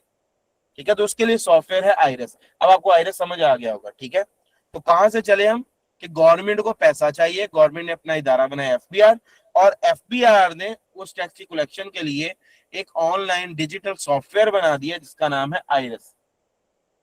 अब ये रिटर्न फाइलिंग वाली वो बात आ गई जो मैंने आपको पहले ही वो माँ और बच्चों वाले जो एक मैंने एक बताई है आपको मिसाल, उससे समझा दिए। तो माँ को पैसे तो चाहिए चाहिए घर चलाने के लिए, पाकिस्तान को या हुकूमत को पैसा तो चाहिए चाहिए, लेकिन किस तरीके से, कितना चाहिए, कैसे चाहिए, ये सारा जो प्रोसेस है उसे हम लोग गोशवारा जमा करवाना या रिटर्न फाइलिंग कहते हैं। ठीक है, और ये रिटर्न फाइलिंग इस वक्त मौजूदा दौर में कैसे होती है, इस सॉफ्टवेयर आइरस की वजह से होती है। ठीक है जी, और ये सॉफ्टवेयर किसको यूज करना आता है? क्या सब लोग इसको इस्तेमाल करते हैं? सब लोग इसको इस्तेमाल कर सकते हैं। हर बंदे की इसके अंदर अपना जाती अकाउंट होता है। ठीक है, अकाउंट क्रिएट करने के बाद, लेकिन जैसे जैसे चीजें कॉम्प्लेक्स होती जाती हैं, तो जो बिजनेसेस होते हैं, कंपनीज होती हैं, जिनकी रिटर्न्स कई दफा रिटर्न बनाने में 4-4 दिन लग जाते हैं, 8-8 दिन लग जाते हैं, वो रिटर्न्स कंसल्टेंट्स नहीं करनी है अल्टीमेटली। और कुछ छोटी छोटी रिटर्न्स होती हैं, जैसे कोई बंदा टीचर है, जॉब करता है, ठीक है, सैलरीड इंडिविजुअल है, वो अपनी ये हमारे स्कोर से सीख के खुद भी कर लिया करेगा। ठीक है, और इवन दैट कि वही बंदा चाहे तो दूसरे बिजनेसेस का काम भी, क्योंकि हमने तो पूरा एडवांस लेवल तक सिखाना है ये। ठीक है जी, तो ये वो सॉफ्टवेयर है। अभी आपको उनको समझ आ चुका होगा कि ये सॉफ्टवेयर आइरस क्या चीज है। तो ये है जी आइरस। अच्छा, अब आप लोगों के माइंड में यहाँ पे एक चीज तो आ रही होगी कि भाई मान लिया ये आइरिस सॉफ्टवेयर है, ये कैलकुलेशन भी कर देता है, लेकिन कैलकुलेशन के पीछे भी तो कोई जाबता, कोई कानून होगा ना। ठीक है, सॉफ्टवेयर में भी तो कोई रेट, कोई फार्मूले लगे होंगे ना कि इतने टैक्स इस फार्मूले के मुताबिक। वो फार्मूला दिया कहाँ से गया है? अगर मैंने वो फार्मूला देखना है, वो कहाँ से मुझे मिलेगा? या मैंने टैक्स देना है या नहीं देना है, मुझे कैसे पता चलेगा? ठीक है, तो वो जाब्ता, वो कानून कहाँ है भाई? वो जाब्ता, वो कानून इनकम टैक्स ऑर्डिनेंस है, वो सेल्स टैक्स एक्ट है।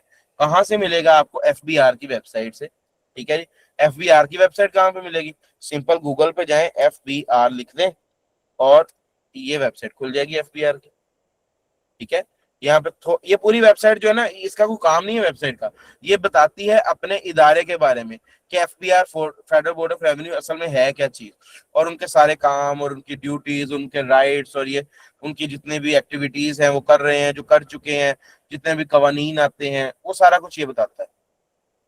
अच्छा, अगर आप इस वेबसाइट पे आ जाएंगे ना जी, तो यहाँ पे लिखा हुआ है ऑर्डिनेंस। ठीक है, एक्ट्स, ऑर्डिनेंस, रूल्स, इस पे किसी पे भी क्लिक कर देंगे तो अल्टीमेटली खुलेगा एक ही पेज, ये वाला। ठीक है, एक्ट्स, ऑर्डिनेंस, रूल्स इकट्ठा ये पेज है। यहाँ पे अगर आप देखें तो ये क्या लिखा हुआ है? Income tax ordinance 2001। इस पे आप क्लिक कर देंगे।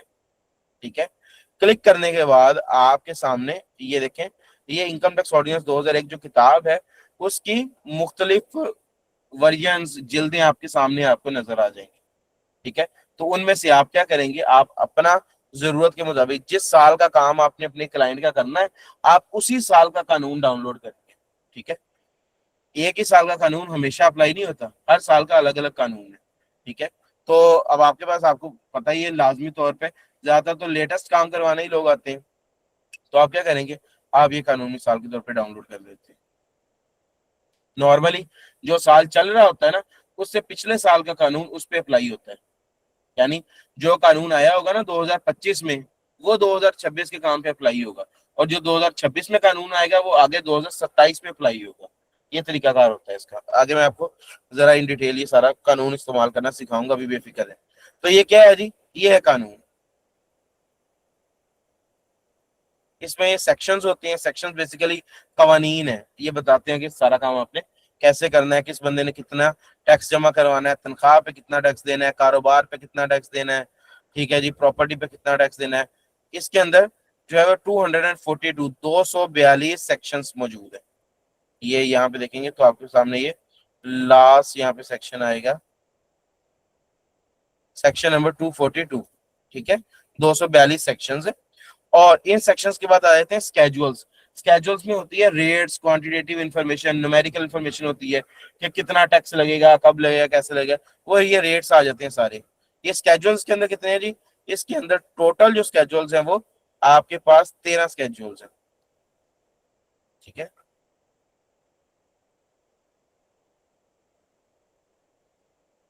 बल्कि अब 15 हो गए हैं, ठीक है, जो लेटेस्ट है इसके अंदर 15 स्केड्यूल्स आ गए हैं। जैसे जैसे नई नई चीजें आती है ना, तो उसमें फिर वो बढ़ाते जाते हैं, उसमें फर्क आता है। इससे पिछला अगर आप खोलेंगे तो उसमें स्केड्यूल्स कम आएंगे, उससे पिछले में उससे कम आएंगे। तो यही तरीकाकार कवानीन के साथ है। तो आपने जिस साल का काम कर रहे होंगे आपने उसी साल के हिसाब से ऑर्डिनेंस डाउनलोड कर लेना है। इसके अलावा कानून की एक दूसरी किताब इनकम टैक्स रूल्स है, ठीक है, वो भी आपको यहीं इसी वेबसाइट से मिलेगी। ये रहे इनकम टैक्स रूल्स 2002, ये भी आपने ऐसे ही डाउनलोड कर लेनी है। इसका भी लेटेस्ट वर्जन उठा लें। ये आपको सारा कुछ बताएगी कि आपने ये रिटर्न फाइलिंग प्रैक्टिकली करनी कैसे। कानून जो है ना वो हमें बताता है कि ये काम करो, रूल्स हमें बताते हैं कि ये काम ऐसे होगा। मिसाल के तौर पे कानून हमें कहता है कि अहमद जो है वो स्कूल जाएगा। अहमद कानून पास कर दिया कि ये अहमद स्कूल जाया करेगा, लेकिन अहमद स्कूल कब जाएगा, सुबह किस टाइम जाएगा, उसका ऑफ टाइम क्या होगा, वो कौन सा यूनिफॉर्म पहन के जाएगा, उसके पास कौन सी किताबें होंगी, ठीक है, और वो स्कूल किस रास्ते से जाया करेगा, ठीक है, स्कूल में क्या चीजें पढ़ेगा, ये सारी चीजें जो है वो लंच बॉक्स लेके जाएगा या नहीं लेके जाएगा, लेके जाएगा तो किस तरीके से लेके जाएगा, ये सारी चीजें कौन बताएगा? ये इनकम टैक्स रूल्स बताएंगे। कानून में सिर्फ इतना कह दिया कि हमें स्कूल जाएगा। तो ये चीज है कि आपने इनकम टैक्स ऑर्डिनेंस और रूल्स को इकट्ठा लेके चलना। यही चीज जब आगे हम सेल टैक्स का काम करेंगे तो सेल टैक्स एक्ट और सेल टैक्स रूल्स को हम लोग इंशाल्लाह इकट्ठा लेके चल रहे होंगे, ठीक है। तो आज बस आपकी ये थोड़ी बुनियाद बना रहा हूँ। आपके सवालात जो है जी वो भी मैं साथ साथ देखता जाऊंगा, तो आप लोग बेफिक्र रहें।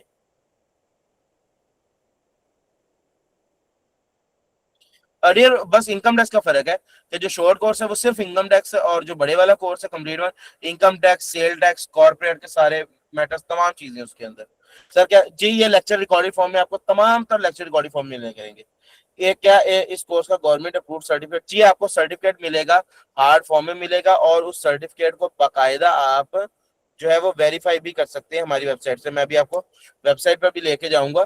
तो अभी आपको इतना दिखा देता हूँ सिर्फ कि ये वेबसाइट है, यहाँ पे जो है जब आपको सर्टिफिकेट मिल जाएगा, आपका कोई भी क्लाइंट है, आपका कोई कंपनी है जहाँ पे आपके जॉब जाके आप जॉब कर रहे हैं या करना चाहते हैं, और वो कहते हैं कि आपको ये काम आता है नहीं आता है, तो आप जो है वो उन्हें ये कह सकते हैं कि भाई ये पकड़ो मेरा आईडी कार्ड। सर्टिफिकेट भी एक साइड पे रख लेना चाहिए, ठीक है। आपके सर्टिफिकेट का क्यूआर कोड होगा, उससे भी स्कैन हो जाएगा। अदरवाइज आप उसको एक साइड पे रखें, उसका कहना कि भाई मेरा शनाख्ती कार्ड नंबर यहाँ पे लिखो, मेरी पूरी डिटेल आपको यहाँ से मिल जाएगी। और साथ ही साथ हम लोग क्या करते हैं, रेकमेंडेशन भी प्रोवाइड करते हैं कि भाई हमसे, हम बतौर CA firm, chartered accountant firm, इस चीज की जिम्मेदारी लेते हैं कि फलाम भाई जो है इन्होंने हमसे ये काम सीखा है, इन्हें ये काम आता है, ये एक्सपर्ट है, और आप इनसे जो है वो पूरी तसल्ली से अपना काम करवा सकते हैं। और हमारी फर्म जो है वो इनके साथ खड़ी है, जहां कहीं काम में कोई इश्यू भी होगा तो हमारी firm free of cost support भी करती है। खैर ये बातों की जब मैं आता हूँ, ये भी जो है ना यहाँ पे आगे जाएंगे ना, आगे अभी मेरे भाइयों यही सारी बातें आनी है, ये जो आपकी चल रही है ना अभी, इसके बाद सारी यही बातें आनी है। खैर अब आपको कंपनी के बारे में बता दिया, एससीसीपी क्या है, ठीक है। जिस तरीके से एफपीआर का पोर्टल है ना आइडस, इसी तरीके से एससीसीपी का पोर्टल है इजी फाइल, लीप भी कहते हैं इसे, ठीक है। ये देखें लीप, तो इसके ऊपर आपको कंपनीज का सारा काम सिखाया जाएगा, ठीक है। इसी तरीके से आईपीओ का पोर्टल है, इसी तरीके से पीएसडब्ल्यू का पोर्टल है, इसी तरीके से पीसैप का पोर्टल है। सब पे अकाउंट्स बनते हैं। अकाउंट्स बनाने आपको सारे मॉड्यूल्स में जैसे जैसे वो और चीजें आती जाएंगी आपको सारा कुछ सिखाता जाऊंगा।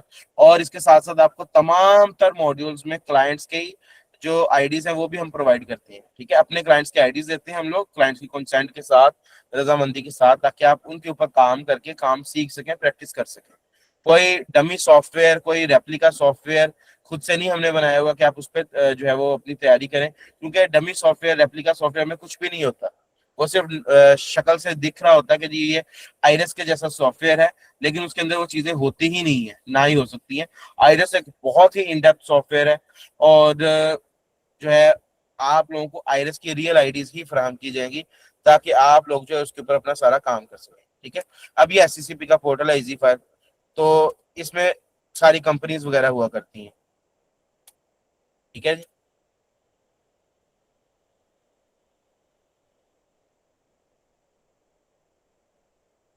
ये कंपनीज हैं, कंपनीज यहाँ से बनती हैं, आप यहाँ पे अपनी कंपनी बना भी सकते हैं, और जो है वो आप कंपनी को खत्म भी कर सकते हैं, और इस तरह के सारे काम आप कर सकते हैं। कंपनी का आप नाम रिजर्व करवा सकते हैं। ये पूरा प्रोसेस है जी, यहाँ से कंपनी बनती है। यार इंशाल्लाह इसको हम लोग कॉर्पोरेट के मॉड्यूल में एनजीओ वगैरह सारा कुछ आपको बनाना सिखाऊंगा इसी कोर्स के अंदर। ठीक है, यहाँ से आपकी कोई भी कंपनी हो, आप वो उसका नाम सर्च करके, अगर वो नाम अवेलेबल हो तो आप वो कंपनी बना सकते हैं इंशाल्लाह। जिस दिन ये आप सीख जाएंगे, आप विद इन 10 मिनट्स आप कंपनी इनकॉर्पोरेट कर लिया करेंगे। और कंपनी इनकॉर्पोरेट की कंसल्टेंट इस टाइम जो फीस चार्ज करते हैं, आपको पता है कितनी है? 20,000, 30,000, 35,000, 50,000, ये फीस चार्ज कर रहे हैं कंसल्टेंट्स कंपनी बना के देने का। और गवर्नमेंट फीस जो है इसकी ऑन एवरेज, वैसे ही इसकी डिफरेंट फीस होती है कैपिटल के हिसाब से, कोई कितनी बड़ा बिजनेस कर रहा है उस हिसाब से गवर्नमेंट फीस लेती है। लेकिन इसमें जो है जी आपकी ऑन एवरेज फीस लगा करेगी कंपनी की तकरीबन कोई 10, 12, 11 हज़ार रुपए, और आप आगे से 20,000, 50,000 तक भी चार्ज करें तो काम कितना है? 10 मिनट का काम है सारा।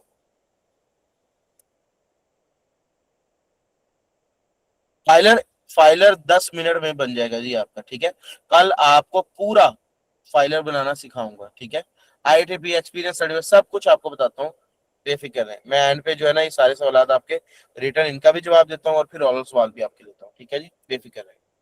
अच्छा जी, बस चीजों को वाइंड अप करते हैं ताकि फिर आपके सवालात में ले सकूं।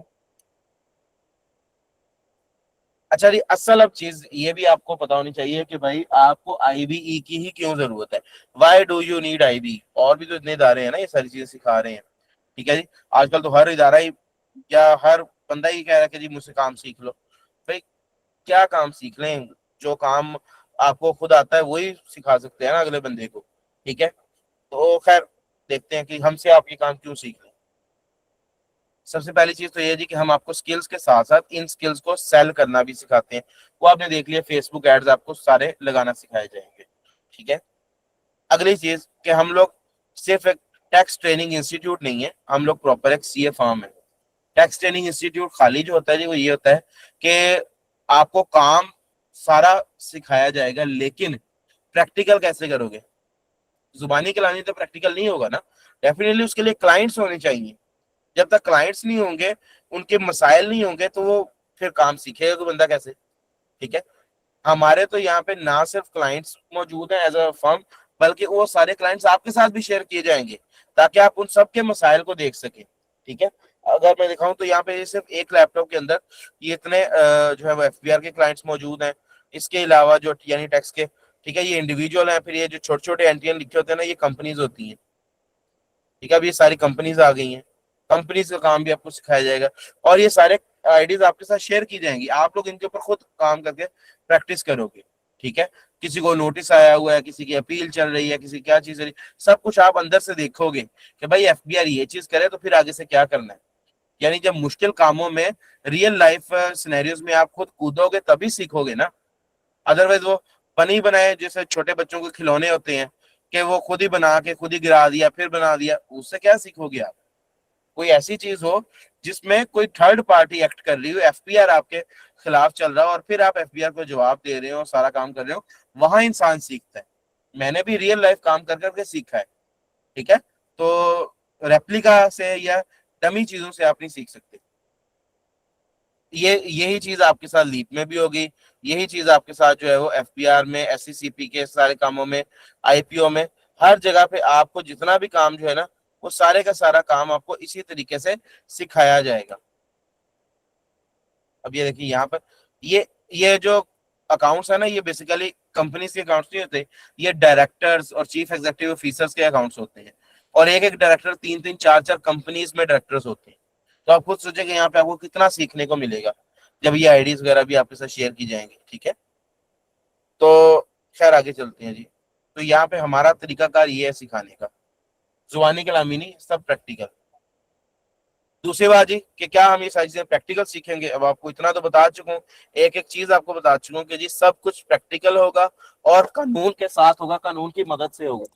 ठीक है, ना सिर्फ प्रैक्टिकल होगा बल्कि हम लोग साथ में उसके कानून भी कर रहे होंगे, कानून की मदद से सारा कुछ आपको सिखाया जा रहा होगा। प्रैक्टिस कैसे करेंगे आपको बता चुका हूँ कि एक तो हमारे पास अपने क्लाइंट्स मौजूद हैं और वही क्लाइंट्स आपके साथ भी शेयर किए जाएंगे, तो आप लोगों की भी अच्छी प्रैक्टिस हो जाएगी। अच्छा जी, what is single window consultancy, ये एक बड़ी इंपॉर्टेंट चीज है। हमारे इस कोर्स में ये होगा जी कि जब आपको 4 मंथ वाले कोर्स में इतनी सारी चीजें सिखाई जाएंगी ना, तो फिर आपके पास एक सिंगल विंडो कंसल्टेंसी का जो है ना समय स्टेटस आ जाएगा। आपके पास जिस तरह का भी क्लाइंट आएगा, आप उसको कंसल्टेंसी प्रोवाइड कर रहे होंगे, यानी हर मर्ज की दवा आपके पास होगी। ऐसा नहीं होगा कि एक काम आप कर देंगे और दूसरे काम के लिए आप कहेंगे भाई मुझे तो ये काम ही नहीं आता। वो क्लाइंट क्या करेगा, आपको छोड़ के किसी और के पास चला जाएगा, फिर वो दूसरा काम भी उससे करवाएगा और आपके वाला काम भी उससे करवाएगा, फायदा वो क्लाइंट तो गया। तो क्लाइंट को अपने पास रिटेन करने के लिए आपको as a single window consultancy act करना पड़ेगा, ताकि क्लाइंट आपके पास आए तो जो काम वो पहले इधर उधर से करवा रहा है, उसको 4 जगहों पे जाना पड़ता है उस काम के लिए, वो सारे काम इकट्ठे वो आपसे ही फिर करवाए। ये इसका फायदा है सिंगल विंडो कंसल्टेंसी का। अच्छा जी, हम लोग ऑफर करते हैं weekend classes, Friday Saturday Sunday 3 दिन आपकी क्लास हुआ करेगी, शाम को 8 बजे से लेकर 10 बजे तक। ठीक है, तकरीबन 1 से 1.5 घंटा मैं पढ़ाऊंगा और उसके बाद आप लोग अपने सवाल पूछ सकते हैं। मोस्ट वर्सेटाइल कोर्स है हमारा, कोर्स आप देख चुके हैं, कोई चीज हमने छोड़ी नहीं है, बिजनेस वर्ल्ड की हर चीज इस कोर्स में कवर की जा रही है। कोर्स 100% प्रैक्टिकल है जी, आपको बता चुका हूँ। लाइफ टाइम एलएमएस एक्सेस देते हैं जी हम लोग अपने रिकॉर्डिंग लेक्चर्स की, ये बहुत बड़ी बात है। ठीक है, इस चीज को आप लोगों ने अपने माइंड में रखना है कि आप लोगों को ऐसा नहीं है कि 2 महीने की, 4 महीने की, 3 महीने की एक्सेस दी जाएगी और जी उसके बाद आप कोई बात आपको पूछना पड़े, आपको कोई चीज भूल जाए तो आप बस वेले हो, नहीं ऐसा नहीं है। हमारे एलएमएस पे आपको लाइफ टाइम एक्सेस मिलेगी। ठीक है, जो आपने एक दफा कोर्स ले लिया, उसकी लाइव क्लासेस लें, उसके बाद हमेशा के लिए वो क्लासेस आपके पास रहेंगी, आप जितनी दफा मर्जी उन्हें रिपीट करें, रिवाइज करें, जहां से भूल जाए कोई चीज उसे दोबारा दोबारा देखें, उसे दोबारा दोबारा सीखें। ये सब कुछ आपको सिखाया जाएगा। अभी तो मैंने आपको वेबसाइट पे लेके जाना है, आप वेबसाइट देखेंगे तो उसके फायदे देखेंगे, आप खुद कहेंगे कि मजा आएगा। सर्टिफिकेट होता है जी जो हमारा ऑनलाइन वेरीफाइएबल होता है, और वो वेरीफाइएबल भी सिर्फ रोल नंबर से नहीं होता बल्कि आप उसे सीएनआईसी से भी वेरीफाई करवा सकते हैं। उसका फायदा क्या है कि आप किसी भी क्लाइंट को का काम करने लगते हैं, पहली दफा किसी कंपनी के पास जाते हैं, तो आगे से आपको अगर ये कहते हैं कि भाई आप तो पहली दफा काम करने लगे हो, हम मैं नहीं काम करवाता, तो आपको उनको मिन्नत तरला नहीं करना पड़ेगा कि भाई फ्री में काम करवा लो, एक दफा देख लो मैं कैसे, नहीं। उन्हें सिंपल ये कहना है कि भाई मैं वेरीफाइड हूँ, ठीक है, सर्टिफाइड हूँ, ये मेरा सर्टिफिकेट है। ठीक है, इस चीज को आप वेरीफाई कर सकते हैं, ये मेरा सीएनआईसी, आप जो है वो इसको सर्च कर लें। आईबी की वेबसाइट से, आईबी के रिप्यूटेड इंस्टीट्यूट है, फला फला टीचर्स हैं, वहां पे सारी इंफॉर्मेशन मौजूद है, और आपके उस वेरिफिकेशन के अंदर भी लिखा होगा किस टीचर ने पढ़ाया है। ठीक है, उनका अपना क्या स्टेटस है, वो खुद क्या पढ़े हुए हैं, वो चार्टर्ड अकाउंटेंट है नहीं है, ठीक है, उनकी अपनी क्या तालीम है, उनका अपना क्या एक्सपीरियंस है।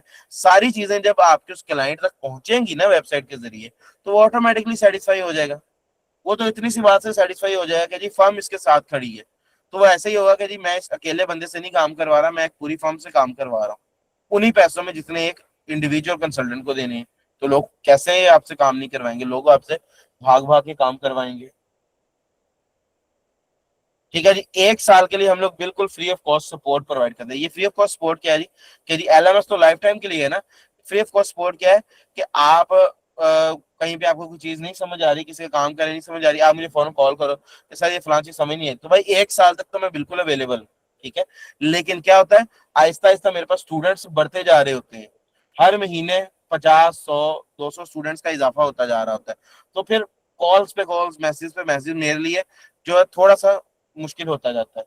ठीक है, तो उसका हल भी मौजूद है, आप लोग मैसेज कर दें, थोड़ा लेट रिप्लाई मिल जाएगा, नेक्स्ट डे मिल जाएगा, उससे नेक्स्ट डे मिल जाएगा, लेकिन जवाब मैं सबको देता हूँ। ठीक है, और जो अच्छे स्टूडेंट्स होते हैं उनके साथ तो इंशाल्लाह जो है वो हमारे यानी जिसे कहते हैं कि लाइफ टाइम जो है वो टाइज बन जाते हैं और मिलजुल के काम कर रहे होते हैं। तो ये सब कुछ आपको इस कोर्स में शामिल है। अच्छा जी, वेबसाइट में अगर आपको दिखाऊं तो वेबसाइट के क्या क्या आपको बेनिफिट्स हो सकते हैं, वेबसाइट देख लें।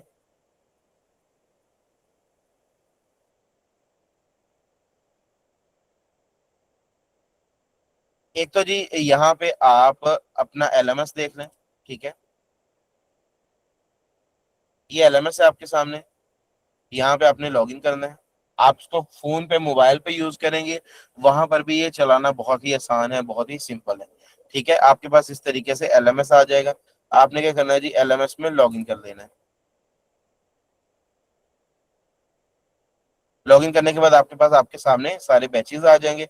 आप जिस किसी बैच में इनरोल होंगे, आप अपने उस बैच को जो है वो यूज करें। फॉर एग्जांपल ये इस बैच में इनरोल्ड है सीटा अप्रैल में। आपके सामने आपके सारे ये लेक्चर्स आ रहे होंगे। ठीक है, आपके सामने लेक्चर्स आ रहे होंगे। आपने क्या करना है जी, अपने रेलेवेंट लेक्चर्स पे जाना है। जो भी आपका लेक्चर होगा उसके ऊपर आप क्लिक करेंगे। ठीक है, इस तरीके से आपके सारे लेक्चर्स आपके पास चलेंगे। ठीक है, आपका स्टडी मटेरियल, आपके नोट्स जो है वो गूगल शीट पे आपके सामने पड़े होंगे। आप ऐसे सिंपली क्लिक करेंगे, आपके नोट्स जो है वो भी लाइव गूगल शीट आपके पास होगी। यानी हर क्लास के साथ साथ नोट्स बने हुए हैं, आप देख सकते हैं। इतना ज्यादा बारीकी से पढ़ाया जाता है जी।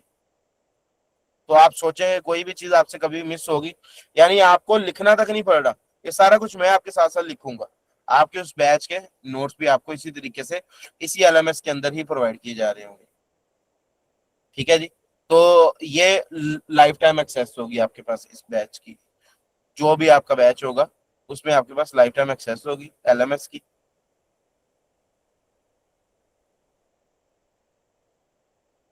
अच्छा जी, इसके अलावा यहाँ पे आपको जो भी इम्पोर्टेंट लिंक्स हैं, यानी इम्पोर्टेंट वेबसाइट्स हैं जो इस्तेमाल होती हैं, आपने ये जो काम करना है जब, तो उसमें जो भी इस्तेमाल हुआ करेंगी वेबसाइट, वो सारी यहाँ पर दे दी गई हैं। ठीक है, आपने आइरस यूज करना है, आपने एससीसीपी का पोर्टल यूज करना है, पीएसडब्ल्यू, पीआरए, पीएसएक्स, आईपीओ, पीसैप, हर तरह के पोर्टल यहाँ पर दे दिए गए हैं। ठीक है, आपने एड्स लगाने हैं, फेसबुक एड्स लगाने हैं, आपने उनके लिए ग्राफिक्स तैयार करने हैं, उसके लिए कैनवा है, एड्स के लिए एड्स मैनेजर है। ठीक है, गूगल शीट्स पे काम करना है, ये सारी वेबसाइट्स यहाँ पे। यानी आपको अलग अलग यूआरएल, अलग अलग वेबसाइट याद रखने की जरूरत नहीं है, टाइप करने की जरूरत नहीं है। बस एक आईबीए की वेबसाइट पे जाएं, इंपॉर्टेंट लिंक्स पे क्लिक करें, आपके पास ये सारे लिंक्स आ जाएंगे। इसको अपने पास वो कर लें, आप क्या उसे कहते हैं, बेंचमार्क कर लें यहाँ पे अपने ब्राउजर के अंदर, और बस यहीं से आप सिंपली यूज कर सकते हैं।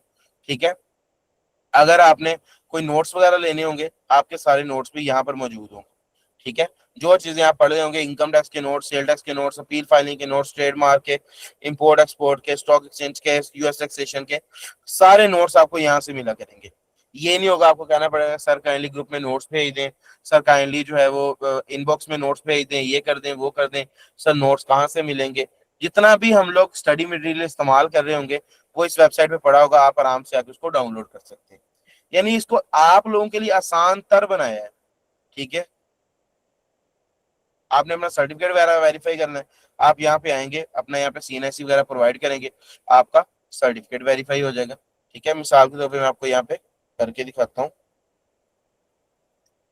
इधर डेटाबेस होगी, तो यहाँ पर कोई भी हम सीएनआईसी ले लेते हैं फॉर एग्जांपल।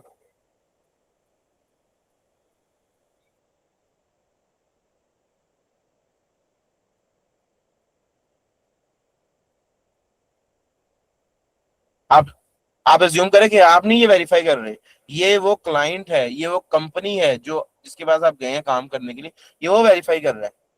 ठीक है, साथ में रिकमेंडेशन भी है कि भाई फर्म खड़ी है यहाँ पे, पढ़ाया जिस टीचर ने उसकी क्वालिफिकेशन क्या है, वो सीए है, एमबीए है, स्टेटस वेरीफाइड है, आपका नाम आ रहा है, आपका सीएनआईसी नंबर आ रहा है, और आपका जो है वो कंफर्म है, सर्टिफिकेट को कंफर्म किया जा रहा है।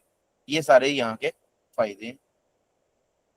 ठीक है जी, तो ये सब कुछ आपको इस वेबसाइट से मिलेगा, बाकी और इसको यूज करते रहे। अच्छा, आपने तैयारी करनी है, ठीक है, आप टेस्ट रूम को यूज कर सकते हैं। ठीक है, इसके लिए आपको कोई इनरोलमेंट की भी जरूरत नहीं है, यहाँ पर आए अपनी प्रैक्टिस करें। आपका टैक्सेशन की कोर्सेज हैं, आपके इंपोर्ट एक्सपोर्ट की कोर्सेज हैं, पाकिस्तान स्टॉक एक्सचेंज की कोर्सेज हैं, बस अपना कोर्स सेलेक्ट करें और आप जो है वो अपनी तैयारी करें। यहाँ पे हजारों के हिसाब से एमसीक्यूज हैं और शॉर्ट क्वेश्चंस हैं, बस अपना टेस्ट वगैरह दें। ठीक है, आप देखें, यहाँ पे तैयारी करें, और इससे आपको बड़ा कुछ सीखने को मिल जाएगा। ठीक है, तो जो भी आपको चीज पता है, नहीं पता है, गलत करें सही करें, मैं मिसाल के तौर पे अभी रैंडम ही लगाई जा रहा हूँ। ठीक है,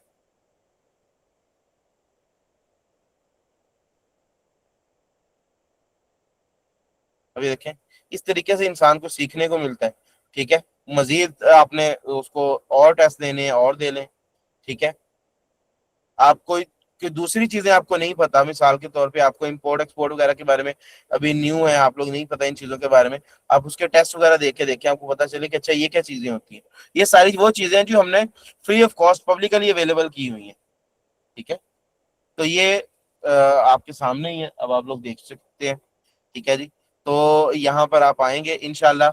मोर देन 10,000 स्टूडेंट्स हैं हमारे जो पूरे पाकिस्तान में, पाकिस्तान से बाहर भी फैले हुए हैं। उनका असल फायदा आप लोगों को क्या होगा कि आप जब जो है वो किसी दूसरे शहर के बंदे को एज अ क्लाइंट डील कर रहे होंगे ना, और कोई ऐसा काम आ जाता है मिसाल के तौर पे कि एफबीआर के दफ्तर जाना पड़ता है, एससीसीपी के दफ्तर जाना पड़ता है, आईपीओ के दफ्तर जाना पड़ता है, आप तो लाहौर में बैठे हैं, आप कराची वाले आरटीओ में कैसे जाएंगे टैक्स ऑफिस में भाई?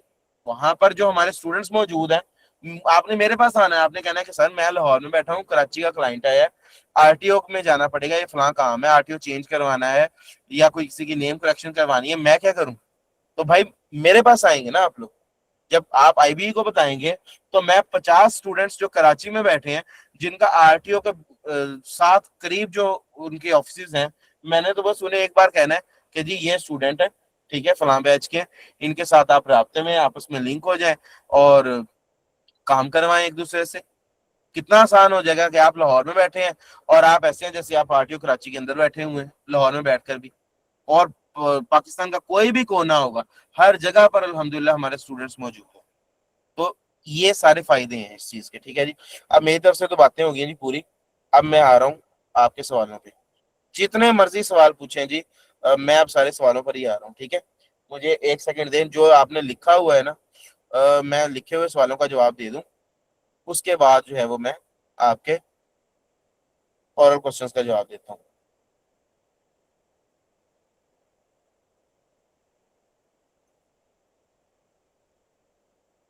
अच्छा जी, ये ह्यूमन डेवलपमेंट वाले भाई कह रहे हैं वेरी नाइस सेशन, बहुत शुक्रिया जी। कहना क्या रिकॉर्डिंग, हाँ जी ये रिकॉर्डिंग आपको मिल जाएंगी सर। इस टाइम में प्रेयर टाइम भी इन्वॉल्व है क्या? इस लेक्चर की रिकॉर्डिंग मिल जाएगी? बिल्कुल मिल जाएगी ये लेक्चर की रिकॉर्डिंग। स्टूडेंट अकाउंट बना सकते हैं इसमें? जी बिल्कुल बना सकते हैं, हाउस वाइफ भी बना सकती है, स्टूडेंट भी बना सकते हैं, हमारे सीनियर्स भी बना सकते हैं। कोर्स फी कितनी है, मैं कोर्स फी के बारे में भी एंड पे बता देता हूँ जी। ठीक है, अगर स्टूडेंट की बैंक अकाउंट सर्टिफाइड करनी है कर सकते हैं, अगर स्टूडेंट की bank account certified. Ahmad Khan sahab मुझे थोड़ा सा ये समझ नहीं है, बैंक अकाउंट सर्टिफाइड का क्या मतलब होगा, तो इसमें थोड़ा सा मुझे आप हेल्प कर दीजिएगा। सर क्लासेस कितने दिन होंगी और कहीं मुश्किल आती है तो आपसे बिल्कुल आप मुझसे कांटेक्ट कर सकते हैं, मैं आप लोगों के ग्रुप्स में भी होता हूँ। ठीक है, वहां पर भी मेरा नंबर मौजूद है, आप लोग मुझे पर्सनली भी कांटेक्ट कर सकते हैं, मैसेज कर सकते हैं। मैसेज पे मैं आपको बता दूंगा कि ठीक है, अगर कॉल पे बात करें तो मुझे इस टाइम कॉल कर लें, मैं कॉल पर भी अवेलेबल हूँ। क्लासेस हमारी 3 दिन हुआ करेंगी, फ्राइडे सैटरडे संडे। और जो मेन कोर्स है 4 महीने वाला वो 4 से 5 महीने चलेगा, और जो 1 महीने वाला है वो 1 से 1.5 महीना। अच्छा, ये सबसे इंपॉर्टेंट चीज है, आप लोगों को ना टैक्स सीजन का पता होना चाहिए। ठीक है, मैं आप लोगों को एक चीज ये भी बताता चलूँ साथ साथ कि अभी जो है ना जी टैक्स सीजन स्टार्ट हो रहा है। ठीक है, पता है ना आप लोगों को टैक्स सीजन के बारे में? पाकिस्तान में जो टैक्स सीजन है ना जी वो स्टार्ट होता है 1 जुलाई से। इनकम टैक्स सीजन ये जी 1 जुलाई से स्टार्ट होता है। तो ये वो पीक टाइम होता है जब आपने जो चीजें सीखी हुई है ना, इनसे अर्निंग करने का, इनसे पैसा कमाने का। तो अभी आपका ये जो बैच चल रहा है ना, ये समझ लें ये लास्ट बैच है कि जून के महीने के अंदर अंदर पूरा इनकम टैक्स सीख जाए और 1 जुलाई से जो है वो अन्य वाह काम करें और अपनी एडवर्टीजमेंट करें, एड्स लगाएं, अपने फेसबुक पेज बनाएं और पूरे पाकिस्तान से क्लाइंट हासिल करें और डेली की 20-20 रिटर्न करें। चाहे आप यकीन नहीं करेंगे, अल्लाह को हाजिर नाजिर जान के मैं ये कह रहा हूँ कि आप एक रिटर्न का जो आप नॉर्मली चल रहे हैं ना प्राइस, वो न्यू जो कंसल्टेंट्स होते हैं, फिर जो जब आज से जैसे आपका एक्सपीरियंस हो जाएगा, लोग आपको जानना शुरू हो जाएंगे, तो फिर आप अपनी मर्जी से भी चार्ज कर सकते हैं। लेकिन जो न्यू कंसल्टेंट्स होते हैं वो नॉर्मली 3,000 से लेके 5,000 रुपए तक एक रिटर्न का, एक सादा से रिटर्न का चार्ज करते हैं। आप एज्यूम करें कि आपके पास डेली के 10 क्लाइंट्स भी आ जाए ना, तो शाम तक आप 30,000 रुपए एक दिन में कमा लेंगे। ये है इनकम टैक्स सीजन का जो असल जादू है। लाखों लोग, करोड़ों लोगों ने रिटर्न्स फाइल करवानी है, रिटर्नों का काम करवाना है इस सीजन में। ये 1 जुलाई से स्टार्ट होता है और ये जाएगा जी तकरीबन आपका 31 अक्टूबर तक। उसके बाद भी काम आता रहेगा, ठीक है। तो लेकिन ये जो है ना, ये मेन जुलाई अगस्त सितंबर अक्टूबर 4 महीने तो बहुत ज्यादा काम आने वाला है आपके पास। तो इसके लिए अपने आप को तैयार करें। सिर्फ 30 दिन के अंदर अंदर इनकम टैक्स सीखें और उसके बाद जो है बस पैसे ही पैसा कमाएं, ठीक है। अच्छा जी, इसकी मैं आपको फीस के बारे में भी यहाँ पे बता दूं। और ये जो फीस के अक्सर सवाल आता है ना वैसे, कि जी फीस है कितनी है। फीस आपने हमेशा ये टारगेट रखना है जी, कोई भी कोर्स करेंगे ना आप, इनकम टैक्स कर रहे हैं, फुल कर रहे हैं, आपने ये टारगेट रखना है कि मैंने फीस अपनी अपने फैमिली से, अपने दोस्तों से रिकवर करनी है सारी। उनका काम करें, वही काम जो वो पहले और लोगों से करवाते हैं, लॉयर से करवाते हैं, वकीलों से करवा रहे हैं, आप कहेंगे भाई इस दफा मुझसे करवा के देखें। उन्हें कम, बहुत ही मुनासिब सी फी चार्ज करें और वो देखिएगा फिर आपके पास कैसे आते हैं, और आपकी जो कोर्स की फीस है वो कैसे मिनटों में रिकवर हो जाएगी। अच्छा जी, ऐसे अगर मैं कोर्स की फीस आपको बताऊं, ठीक है, तो मैं यहाँ पे लिख देता हूँ। वैसे ये मेरी डोमेन है नहीं, ये आपके कोऑर्डिनेटर्स आपको बेहतर गाइड कर सकते हैं, लेकिन मैं इसलिए बता रहा हूँ कि ताकि मेरे बताने से सबको ही पता चल जाएगा, बजाय एक एक बंदा कोऑर्डिनेटर से जाके पूछे। तो जो है जी हमारा 4 मंथ कोर्स उसकी, और ये है 1 मंथ कोर्स उसकी, ठीक है। इसके जो है जी नॉर्मल फी तो होती है ज्यादा, लेकिन जिन्होंने, ये जो भी लोग सेशन अटेंड करते हैं ना, ये मैं उन्हें डिस्काउंट देता होता हूँ कि अगर आप लोग अपने मेरे लिए टाइम निकाल के आए हो ना, तो फिर मैं भी आप लोगों की कदर करूंगा। जिन्होंने आज सेशन अटेंड किया उनके लिए जी खसूसी डिस्काउंट होता है। नॉर्मल फी इस कोर्स की है 60,000 और इस कोर्स की है जी 20,000।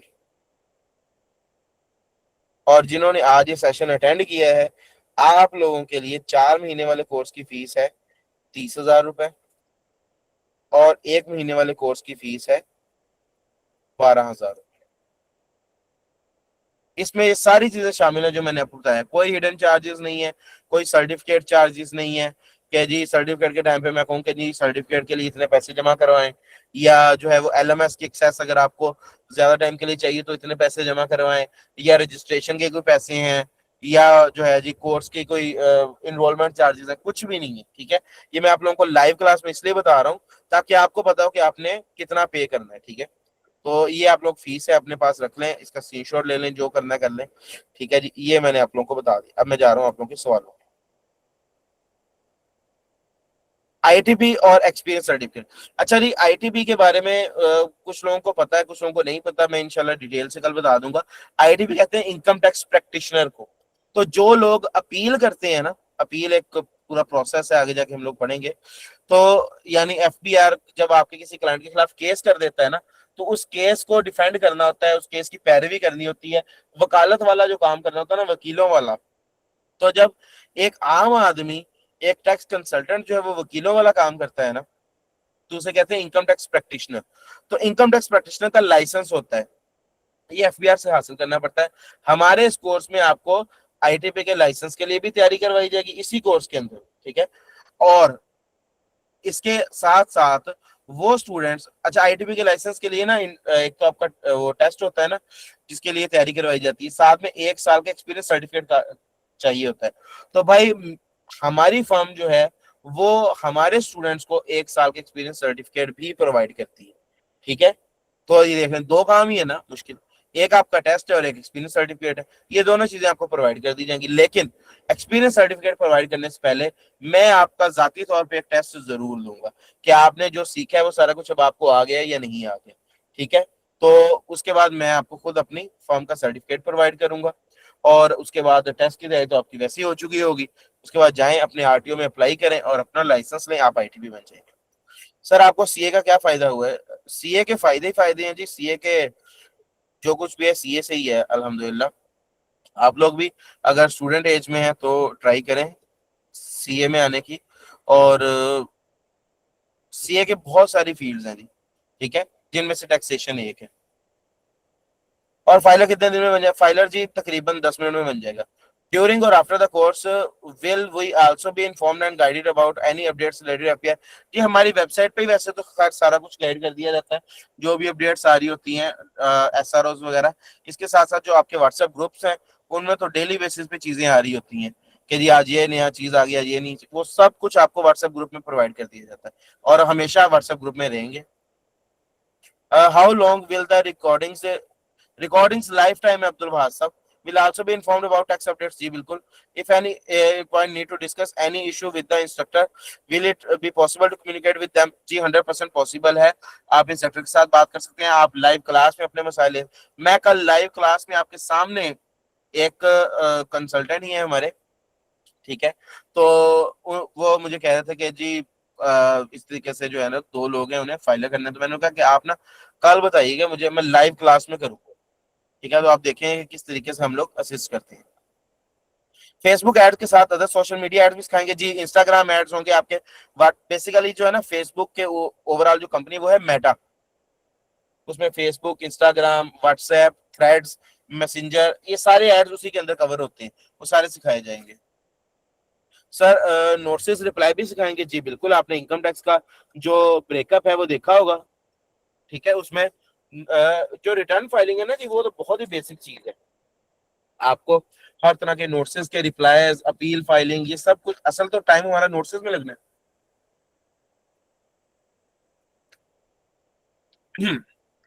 अच्छा जी, आमिर साहब कह रहे हैं स्क्रीन शो करें। आमिर साहब वो आपके तो थोड़ा सा इशू होगा, तो होपफुली अब तक ठीक हो गया होगा। सर प्रैक्टिकल एंड लॉ एक साथ पढ़ाएंगे तो 1 मंथ में कैसे कवर होगा? डियर वो आप बेफिक्र है, वो मेरा काम है। असल में पता क्या होता है, लॉ को ऐसे नहीं पढ़ते कि किताब का पहला लफ्ज शुरू किया और एंड तक जाना। पोर्टल को सामने रखते हैं और पोर्टल को बेंचमार्क करके उसी के कोरस्पोंडेंस कानून के अंदर वो सेक्शन पढ़ते हैं, समझते हैं। ये होता है लॉ को पढ़ने का तरीका। तो उसके लिए आप देखिएगा कैसे इंशाल्लाह बेहतरीन तरीके से।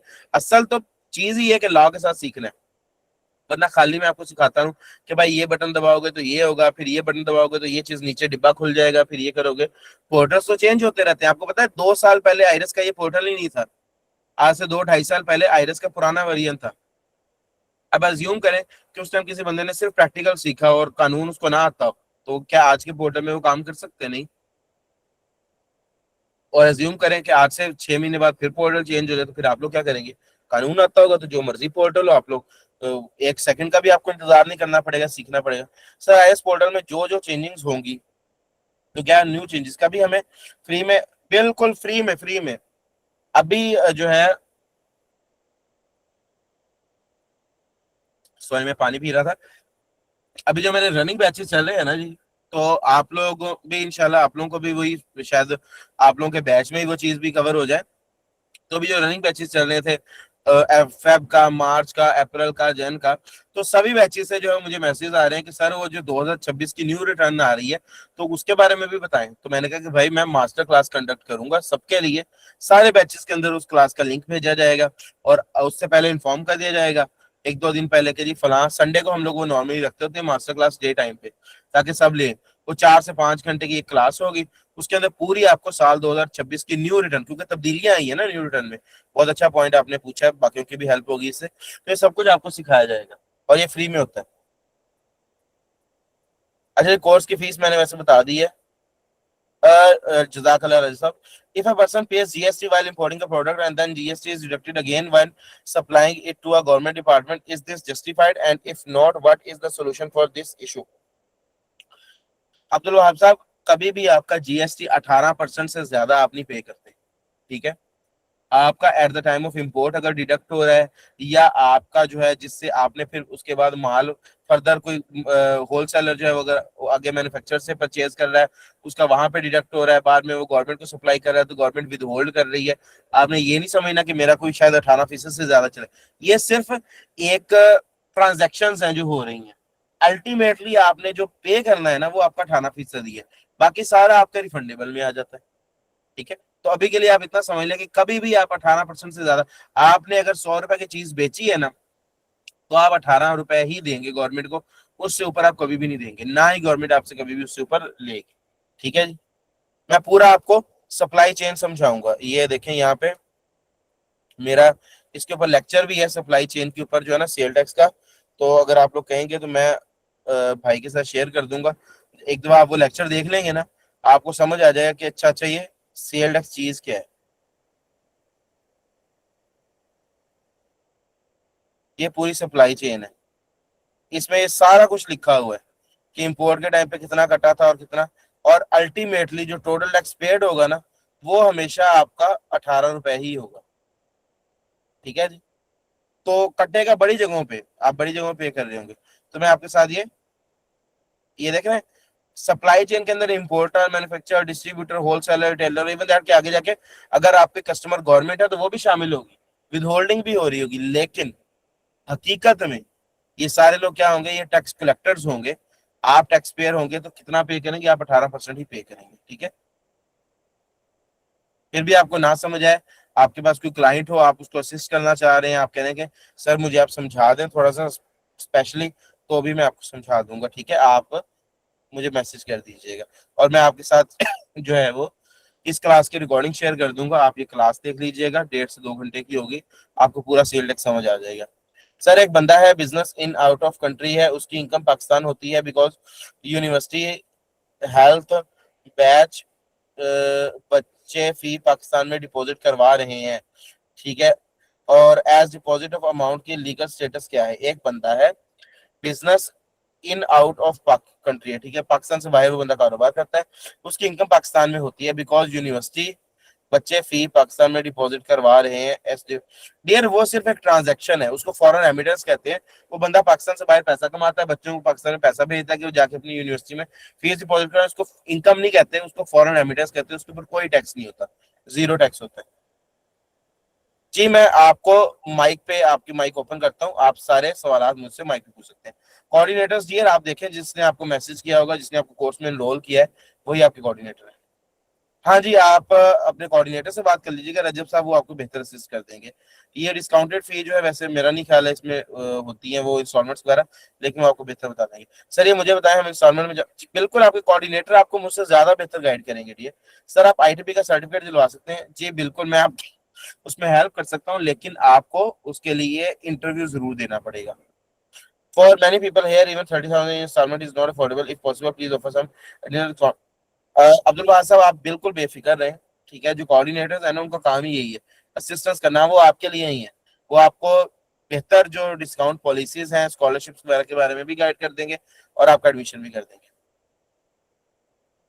माशाल्लाह जी, अहमद सफीर साहब कह रहे हैं कि मैं रेडी हूँ, और जो है वो टेस्ट के लिए तो चलें जी, आपका टेस्ट ले लेंगे, उसके बाद आपको जो है वो आईटीपी के लिए ले जाएंगे। जी मैं जाती तौर पे सीए फाइनलिस्ट हूँ, मेरी ये जो फाइल है, जो पीडीएफ फाइल है, इसके अंदर मेरी पूरी प्रोफाइल भी दी हुई है। ठीक है, वो आप लोग रीड कर सकते हैं। और मैं जाती तौर पे जो है वो नहीं अपने बारे में हर लेक्चर में बताता होता, फाइल में लिखा हुआ है। ठीक है, इंसान के पढ़ाने के तरीके से पता चलना चाहिए कि वो क्या पढ़ा रहा है। वैसे मैं चाहे सी फाइनलिस्ट हूँ, एमबी हूँ, ये वो। ठीक है, तो मेरा अल्हम्दुलिल्लाह तकरीबन, ये तो पुरानी फाइल है, 7 से 8 साल का मेरा एक्सपीरियंस है टैक्सेशन का, कॉर्पोरेट अफेयर्स का, कॉर्पोरेट मैटर्स का, बिजनेस एडवाइजरी में मेरा एक्सपीरियंस है, डिफरेंट मल्टीनेशनल कंपनीज में मैं काम कर चुका हूँ, और ना सिर्फ पाकिस्तान का बल्कि फॉरेन जो टैक्स अथॉरिटीज हैं उनकी भी कॉम्प्लाइंसेस कर चुका हूँ। ठीक है, तो बाकी फिर आप लोग साथ साथ मुझसे सीखते जाएंगे। एसी से ज्यादा बेनिफिट होता है या सीए का। ये जो पाकिस्तान से बाहर है वो एसीसीए का ज्यादा बेनिफिट होता है, पाकिस्तान में सीए का ज्यादा बेनिफिट है। एडवोकेट को भी अलग से लाइसेंस नहीं, एडवोकेट को लाइसेंस नहीं लेना पड़ता, लाइसेंस सिर्फ जो एडवोकेट नहीं होते, जो कंसल्टेंट होते हैं, उन्हें लेना पड़ता है। बैंक अकाउंट फाइल करने की कोर्स ड्यूरेशन क्या है। बैंक अहमद खान साहब, आपको ना इस चीज में थोड़ी सी गलती आ रही है। जो बैंक अकाउंट फाइलर है ना, मतलब ये कह रहे हैं शायद कि बैंक स्टेटमेंट से लेके फाइलर करना हो, तो उसकी कोर्स की फीस वो इनकम कोर्स ही इनकम जो टैक्स एडवाइजरी कोर्स है वही वाला है। उसकी फी मैंने आपको बता दी है, 20,000 है, डिस्काउंट में 12,000 है। एलएमएस पोर्टल का एक्सेस कब मिलेगी? जैसे ही आप कोर्स में रोल हो जाएंगे आपको एलएमएस पोर्टल की एक्सेस मिल जाएगी। फाइल होने के लिए बैंक अकाउंट जरूरी है? नहीं जी, जरूरी नहीं है। मेटा एड्स कहते हैं, हाँ जी बिल्कुल ऐसे ही है। और एनआईसी से काम चल जाएगा? जी बिल्कुल, सीएनआईसी से ही काम चलेगा। अकाउंट की जरूरत नहीं है। फाइलर बनाने का तरीका सिखाएंगे कल पूरी क्लास के अंदर आपको। इंशाल्लाह मैं 2 अकाउंट्स आपके सामने फाइलर बनाऊंगा, ठीक है। एडवोकेट्स को भी अलग से नहीं लेना नहीं पड़ता जी। आई एम अब्दुल वहाब साहब कह रहे हैं कि मेरे पास एक क्लाइंट है। जी बिल्कुल ठीक है, आपकी क्लाइंट को असिस्ट कर देंगे। I am having client, he is a general order supplier importer, he pays GST while importing. When he supply the store in government organization, that organization cut GST again automatically. Now how to recover that? जब आप return file करेंगे ना dear, उसमें आपका with holding tax आ रहा होता है, वो ऑटोमेटिकली आपके जो सेल टैक्स लाइबिलिटी उसको कम कर देता है, ठीक है। इसको विद होल्डिंग टैक्स कहती है। सेल टैक्स का पोर्टल जब आप ओपन करेंगे ना, उसमें आप देखेंगे कि जो जो टैक्स आपका कट होता है, विद होल्ड होता है, वो आपकी सेल टैक्स लाइबिलिटी को जितना आपने जमा करवाना होता है उसको उसमें से माइनस हो जाता है। जो टैक्स आपका पहले कटता है ना कहीं पर भी, वो माइनस हो जाता है। इनकम टैक्स और सेल टैक्स का अकाउंट अगर सस्पेंड हो जाए, आप हमें सिखा देंगे सॉल्व करने का तरीका। ये मेरा काम ही यही है, यही तो आपको सारा कुछ सिखाना है।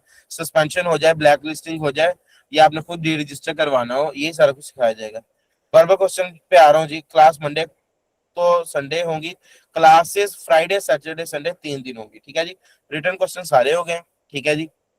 और क्वेश्चंस की तरफ जा रहा हूँ, ठीक है। आप में से जो लोग अगर कोई क्लास लीव कर रहे हैं तो काइंडली अपने व्हाट्सएप ग्रुप में अपना फीडबैक जरूर प्रोवाइड कीजिएगा, और कल की क्लास में टाइम से आ जाइएगा, ठीक है जी। मैं माइक ओपन करता हूँ ताकि मैं आप लोगों के और क्वेश्चन जो है वो ले सकूँ। अच्छा जी, माइक्स ओपन करने के बाद ना मैं 1 बाय 1 नाम लेता जाऊंगा, और आप लोग जो है वो अपना सवाल पूछते जाइएगा, ठीक है। सारे इकट्ठे सवाल पूछेंगे तो वो थोड़ा मुश्किल हो जाएगा। अच्छा जी, जो हैंड रेज हैं उनमें मेरे सामने सबसे पहले हैं अजीम अकरम साहब। तो अजीम अकरम साहब, आप काइंडली अपना सवाल पूछिएगा। सर मैं ये पूछना था, जो सेल टैक्स के अंदर।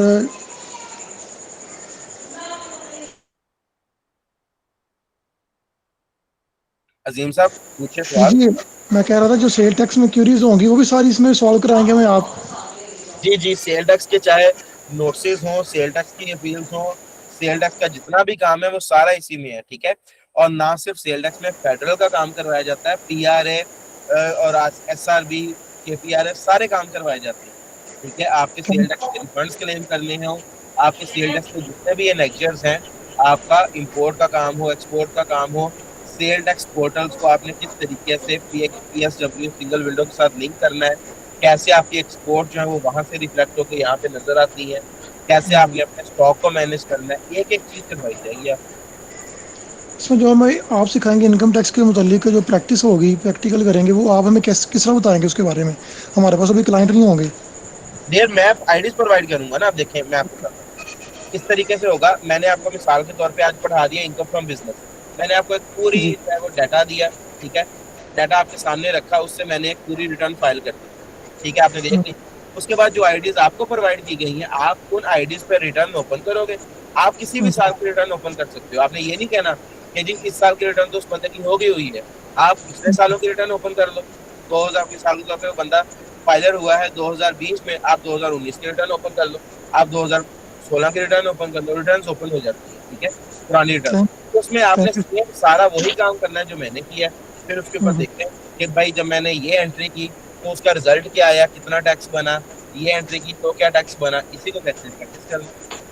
Thank you sir, thank you very much. जी नेक्स्ट है जी अहमद सफीर साहब।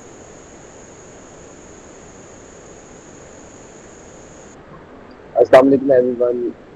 सर रुमान, अस्सलाम वालेकुम। वालेकुम सलाम जी अहमद सफीर साहब।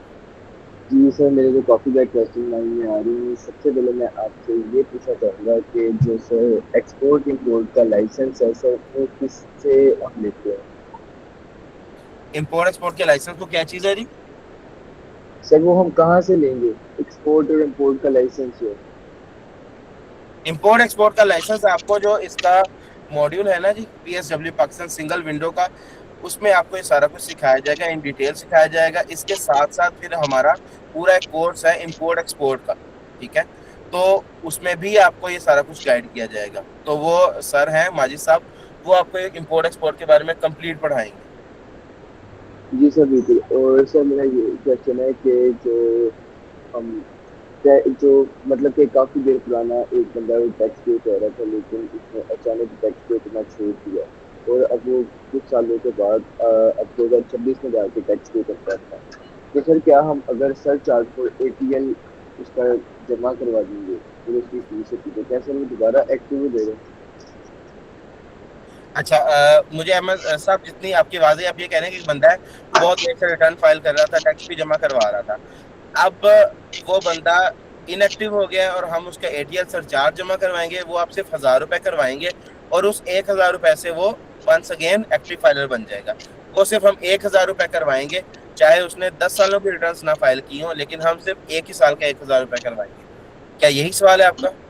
जी सर बिल्कुल बिल्कुल। अच्छा सर एक और सवाल है कि जो हमें मतलब एफबीआई कंसल्टेंट होते हैं उनको लाइसेंस के लिए कौन सा टेस्ट देना पड़ता है, उसकी रिक्वायरमेंट्स क्या होती हैं? आपने बताया था कि 1 साल की उसके पास वो होती है सर्टिफिकेट वगैरह जो भी होता है, जो मतलब एक्सपीरियंस सर्टिफिकेट होता है, तो सर वो हम क्या मतलब कि कैसे वो लाइसेंस देंगे? आपको बताता हूँ डियर, जो उसकी मेन रिक्वायरमेंट है, सबसे पहले आपके पास 14 साल क्वालिफिकेशन के अंदर ना, 14 क्वालिफिकेशन में आपने इनकम टैक्स और अकाउंटिंग पढ़ी होनी चाहिए आपको, ठीक है। उसके बाद आपने 1 साल करना है एक टैक्स कंसल्टेंसी फर्म में काम। वो एक सीए फर्म भी हो सकती है, या वो एक ऐसी फर्म हो सकती है जिसे एक आईटीपी रन कर रहा हो, यानी एक खुद इनकम टैक्स प्रैक्टिशनर रन कर रहा हो, ठीक है। आपने उनके साथ 1 साल के लिए काम करना है, वो आपको देंगे 1 साल का एक्सपीरियंस सर्टिफिकेट। दो चीजें हो गई। इसके बाद आपने जो आपका रेलेवेंट आपके इलाके में जिसका आपके सीएनआईसी के मुताबिक ना आपका टैक्स ऑफिस बनता है।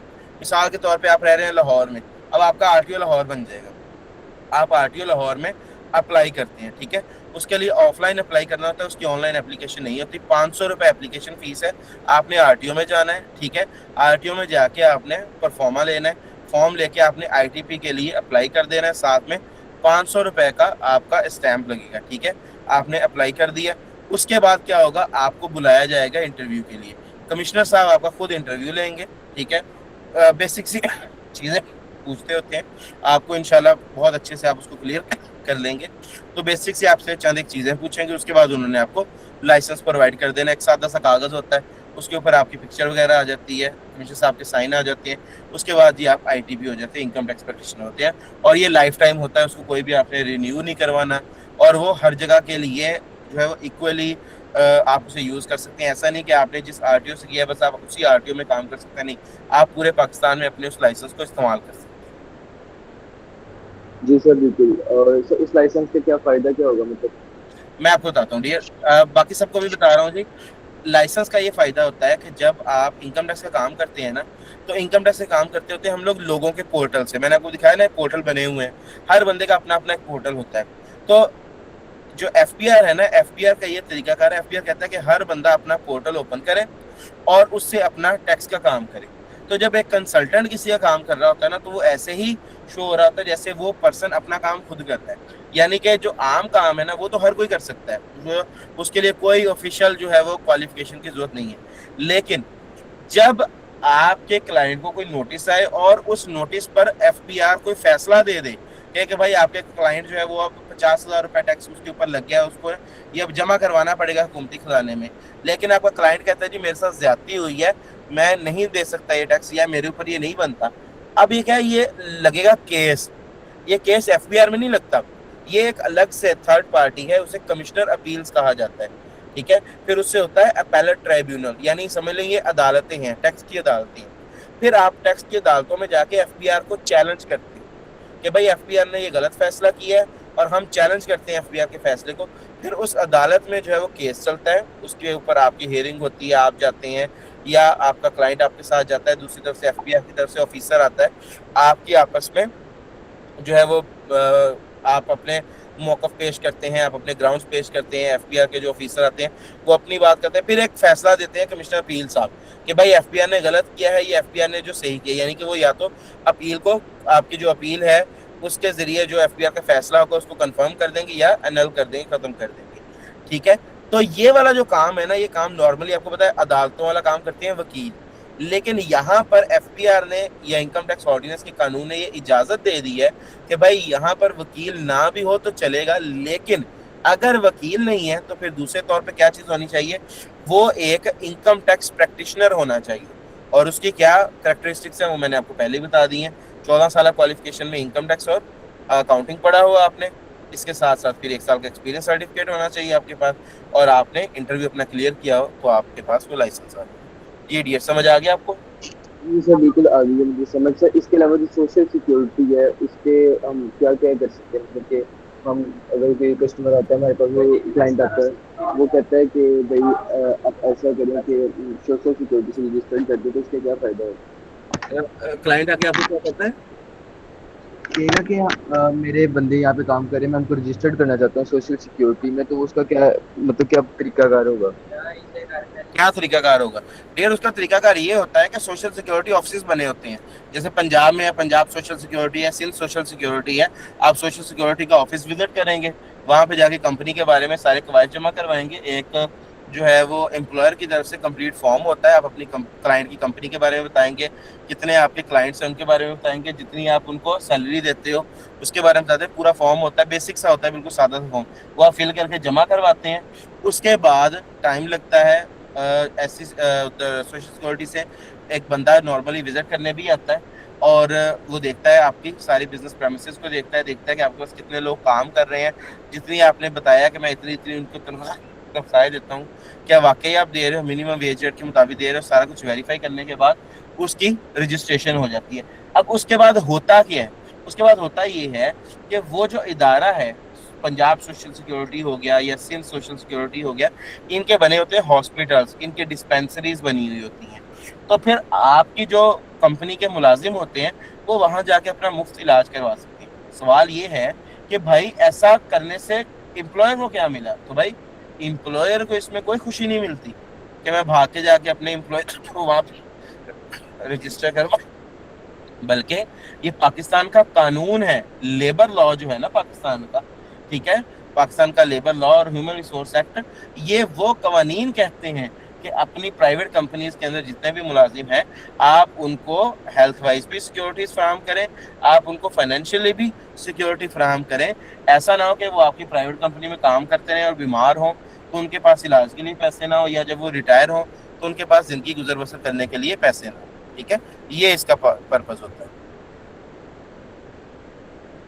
जी सर बिल्कुल। और सर मुझे एक और बात बताइएगा, ये जो कंपनीज होती हैं, अहमद आप साहब, कह रहे थे कि अहमद साहब बाकियों को भी मौका दें, मजीद आपके सवालात हो तो काइंडली आप जरूर ग्रुप में पूछिएगा। ठीक है, सर बस last question sir, last question. पूछे पूछे पूछे। जी सर मेरा ये क्वेश्चन है कि जो सर आप कह रहे थे कंपनीज को फायदा होता है, वो कैसे होता है जो आप कह रहे थे? कंपनीज को फायदा होता है? जी सर बिल्कुल, आप बता रहे थे ना कि एफडीआई में रजिस्टर्ड होने का कुछ कंपनीज को फायदा भी होता है, वो कैसे होता है? मतलब कि उनको क्या, आप बता रहे थे कि उनको like F B government R की तरफ से सहूलियत मिलती है। एफबीआर में रजिस्टर होने से कंपनीज को फायदा मिलता है? जी सर आप बता रहे थे, रेड लेक्चर में बता रहे थे कि कंपनीज को कोई गवर्नमेंट की तरफ से सहूलियत मिलती है। अच्छा अच्छा, वो एससीसीपी नहीं है, वो पीसा वगैरह है। क्या होता है कि अगर एक सॉफ्टवेयर कंपनी है या एक आईटी कंपनी है, तो मिसाल के तौर पे एक आम कंपनी है, जब वो बिजनेस करती है ना तो उसके ऊपर टैक्स है 20% या 29% होता है। कि अगर उन्होंने ₹1,00,000 कमाया है ना, तो अब उनको उसके ऊपर ₹20,000 टैक्स गवर्नमेंट को जमा करवाना पड़ेगा। लेकिन अगर वो अपने आप को पाकिस्तान सॉफ्टवेयर एक्सपोर्ट बोर्ड में रजिस्टर करवा लेते हैं, तो फिर हुकूमत ने उसके ऊपर टैक्स में एग्जम्पशन दी हुई है कि फिर उन्हें टैक्स जमा करवाना पड़ता है 20% नहीं, 29% नहीं, बल्कि उनकी जितनी पैसा बाहर से आता है ना, जो रेमिटेंस आती है, उसका 0.25%, यानी कि ₹1,00,000 आएगा तो ₹250 उन्हें जमा करवाने पड़ेंगे। ठीक है, ये फायदा है। Okay sir, thank you so much, आपका बहुत बहुत शुक्रिया। अपने काफी सवाल आपके जवाब के माइंड क्लियर हो गया। Thank you so much. बाकी भी काफी ज्यादा सवाल थे, लेकिन बाकी किसी को मौका मिलना चाहिए। Thank you so much sir. जज़ाकल्लाह। अच्छा जी, नेक्स्ट टाइम भाई, ये SAK खान लिखा हुआ है, तो काइंडली खान साहब आप अपने सवाल पूछिएगा।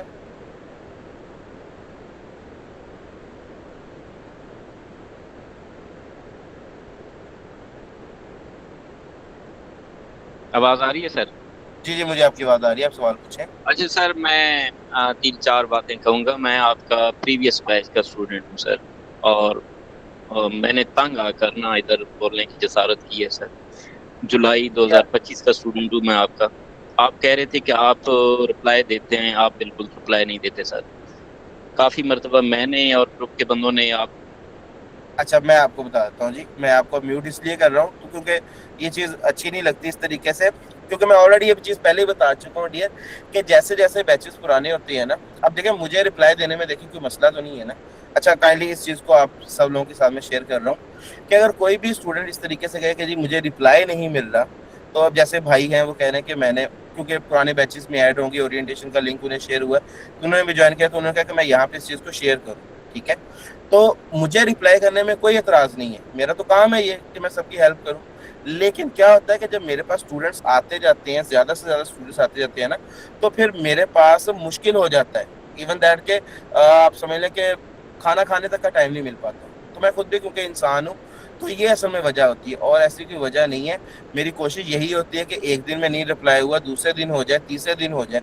चैट्स जो होती हैं, जिसको मैं एक दफ़ा मैसेज देखा है मैंने, वो 5 मिनट के बाद चैट इतनी नीचे चली जाती है कि मुझे ढूंढनी पड़ती है कि वो चैट कहाँ गई।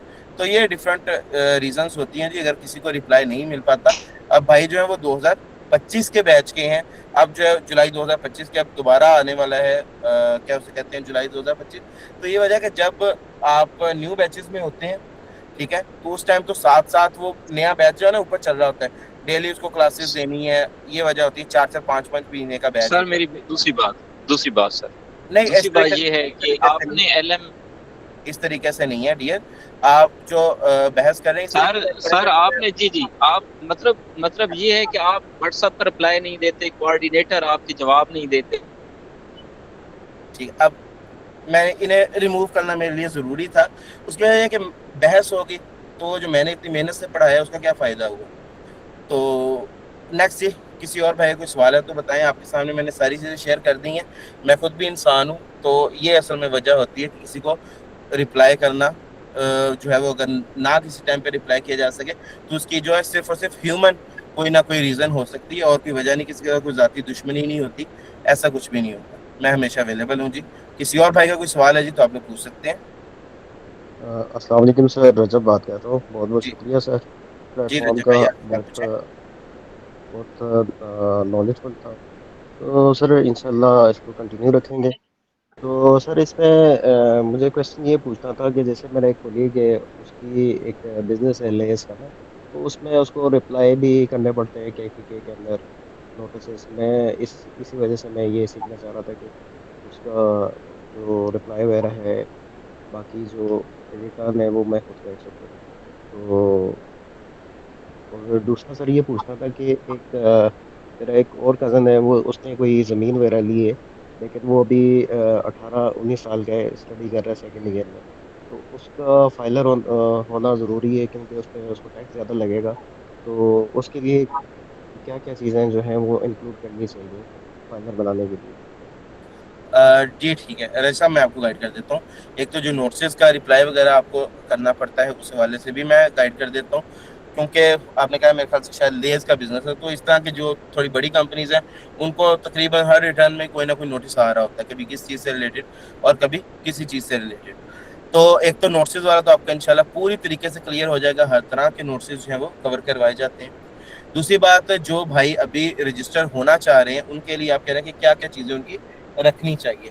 डियर, 3 से 4 ऐसी चीज़ें होती हैं जिनके ना ऑफिशियल रिकॉर्ड होता है, जैसे बैंक बैलेंस हो गया, ठीक है, उसका एक ऑफिशियल रिकॉर्ड होता है। कभी भी बैंक बैलेंस को जो है हम लोग गलत नहीं कहीं पर लिख सकते कि ठीक है जी बैंक बैलेंस जो है वो किसी का ज़्यादा लिख दिया, किसी का कम लिख दिया है, बैंक अकाउंट नहीं भी है फिर भी लिख दिया, क्योंकि जी हम एसेट बनाना चाह रहे हैं, वो हमने नहीं करना। किसी की हमने ज़मीन जायदाद फेक नहीं लिखनी, क्योंकि उसका भी ऑफिशियल रिकॉर्ड होता है, ठीक है। इसी तरीके से हमने जो है वो किसी की भी जो है गाड़ी, बाइक या कोई मोटरसाइकिल वगैरह, ये भी फेक नहीं लिखना, ठीक है। तो मैंने आपको 3 चीज़ें बताई हैं। बैंक बैलेंस, क्योंकि स्टेट बैंक के पास सारा रिकॉर्ड होता है। दूसरे नंबर पर ज़मीन जायदाद, लैंड डिपार्टमेंट के पास सारा रिकॉर्ड होता है। और तीसरे नंबर पर जो है वो होता है जी आपके पास आपका ये एक्साइज एंड टैक्सेशन डिपार्टमेंट के पास रिकॉर्ड होता है आपके पास गाड़ी या बाइक वगैरह का। इन 3 चीजों को छोड़कर बाकी जितनी भी वेल्थ स्टेटमेंट के अंदर चीजें होती है ना, यहाँ पे होपफुली वेल्थ स्टेटमेंट ओपन होगी शायद कहीं पे।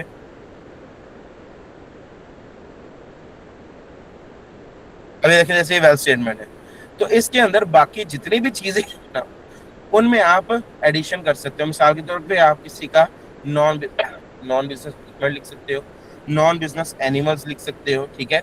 इसके साथ साथ जो है आप किसी के हाउस होल्ड आइटम्स जो हैं यानी कि घरेलू इस्तेमाल की चीजें आप लिख सकते हो, प्रीशियस पोजेशन लिख सकते हो, पर्सनल आइटम्स लिख सकते हो, कैश लिख सकते हो। तो ये आइटम्स आप डाल सकते हो। और नॉर्मली आप एक आम आदमी के जिसकी एज अभी थोड़ी 18-19 साल ही है, उसके आप एसेट्स बना दें 70-80 लाख रुपए के, तो वो बिल्कुल ठीक है। बहुत ज्यादा ना बनाइएगा, और बस 70-80 लाख रुपए तक के बना दें तो वो इनफ है।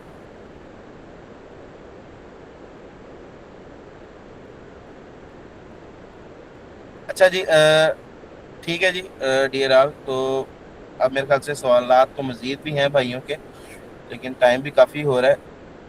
एक सेकंड, मेरे ख्याल से माइक हो गया जी। मोहम्मद तस्लीम साहब, आपका सवाल है?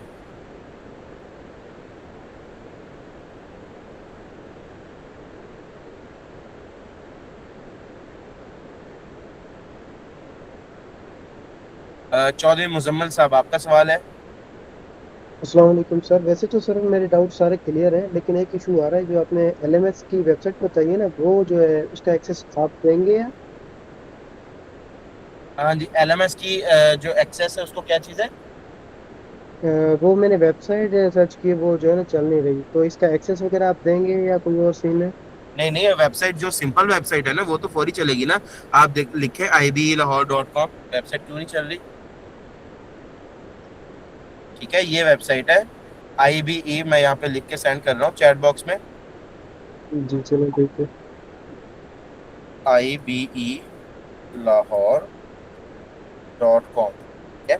आप इस वेबसाइट को वैसे जितना मर्जी यूज कर सकते हैं। वो जो सिर्फ LMS वाला पोर्शन है ना, उसका जब आप अकाउंट क्रिएट करेंगे, वो अकाउंट भी आपने खुद ही क्रिएट करना है, ठीक है। ये देखिए रजब साहब कह रहे हैं कि वेबसाइट वर्किंग कर रही है।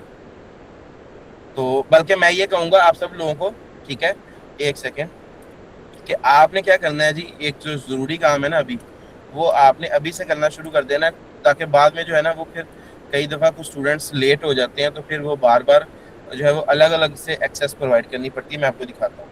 जैसे ये आपके सामने जो वेबसाइट आ जाएगी ना जी, IBLahore.com, तो इस वेबसाइट पे ना यहाँ पे LMS पे जाके आपने ये लिखा हो ना नया अकाउंट बनाना है, यहाँ पे आपने रजिस्टर करें कर लेना है, ठीक है। रजिस्टर करें पे आप जाओगे तो आपने यहाँ पर अपना एक खुद से नया यूजर नेम, कोई भी अपना नाम लिख दें और अपना एक अदद ईमेल लिख देना है, ठीक है। जब आप यहाँ पे कोई यूजर नेम लिख देंगे, फॉर एग्जांपल मैं लिख देता हूँ जी अलमास, और यहाँ पे मैं कोई भी ईमेल डालता हूँ, फॉर एग्जांपल ईमेल डाल देते हैं जी हम ये वाला। अब मैं जब रजिस्टर पे क्लिक करूंगा ना, तो अब वो कह रहे हैं कि ये email पहले से रजिस्टर है, मतलब पीछे से हटिए। कर देता हूँ, ठीक है। अब ये जो मैं रजिस्टर पे क्लिक किया ना, तो क्या कह रहे हैं, वो कह रहे हैं कि आपके ईमेल के ऊपर ना हमने एक नोटिफिकेशन भेज दिया है। अब आप अपना ईमेल जाके चेक करेंगे, वहां से आपने अपना पासवर्ड लगाना है, ठीक है। वहां से आप पासवर्ड टाइप कर लेंगे, उसके बाद आप रजिस्ट्रेशन हो जाएगी। फिर आपने क्या करना है, फिर आपका अकाउंट यहाँ पे बन जाएगा। अकाउंट बनने के बाद जब आप ओपन करोगे ना उसको, तो आपके सामने जो लेक्चर्स आया करेंगे, उन लेक्चर्स को पासवर्ड लगा हुआ होगा, ठीक है। तो वो भी मैं दिखाता हूँ किस तरीके, मतलब कि लॉक लगा हुआ होगा उन लेक्चर्स को। अब जब उन लेक्चर्स को लॉक लगा हुआ होगा, तो उस टाइम आपने बस इतना सा काम करना है। आपने अपने कोऑर्डिनेटर को कह देना है, या आपने जो है वो ग्रुप में मैसेज कर देना है कि सर ये मेरा ईमेल है, ठीक है, और आप ऐसा करें कि जो लेक्चर की एक्सेस है वो प्रोवाइड कर दें, ठीक है। आप जब यूज करेंगे ना, तो आपके सामने इस तरीके से ये लॉक लगे हुए आएंगे। ये हर लेक्चर के सामने लॉक लगा और लिखा होगा the content is protected, please enrol in the course. आपने क्या करना है, आपने अपना ईमेल अपने कोऑर्डिनेटर को भेज देना है कि जी मैंने अपना अकाउंट इस ईमेल से बनाया है, काइंडली मुझे एक्सेस प्रोवाइड कर दें फलां बैच की। आपको जैसे एक्सेस मिलेगी तो आपके ये जो लॉक है ये खत्म हो जाएंगे, यहाँ पर टिक लग जाएगा। आप जैसे मर्जी अपना LMS यूज करें, आपके सारे लेक्चर्स यहाँ पे होंगे, आपके नोट्स वगैरह यहाँ पे चलेंगे। तो ये एक तरीका कार है, ये आपने कर लेना है। Okay sir, okay, thank you. ठीक हो। अच्छा जी डियर आप, अब वाइंड अप करते हैं इस चीज को, टाइम काफी हो गया है। कल इंशाल्लाह हमारी प्रॉपर जो समझ लें रेगुलर किस्म की क्लास होगी, उसमें हम लोग प्रॉपर अपना टॉपिक को लेके चलेंगे, फाइलर करना सीखेंगे। और मोहम्मद सलीम साहब आपका सवाल है?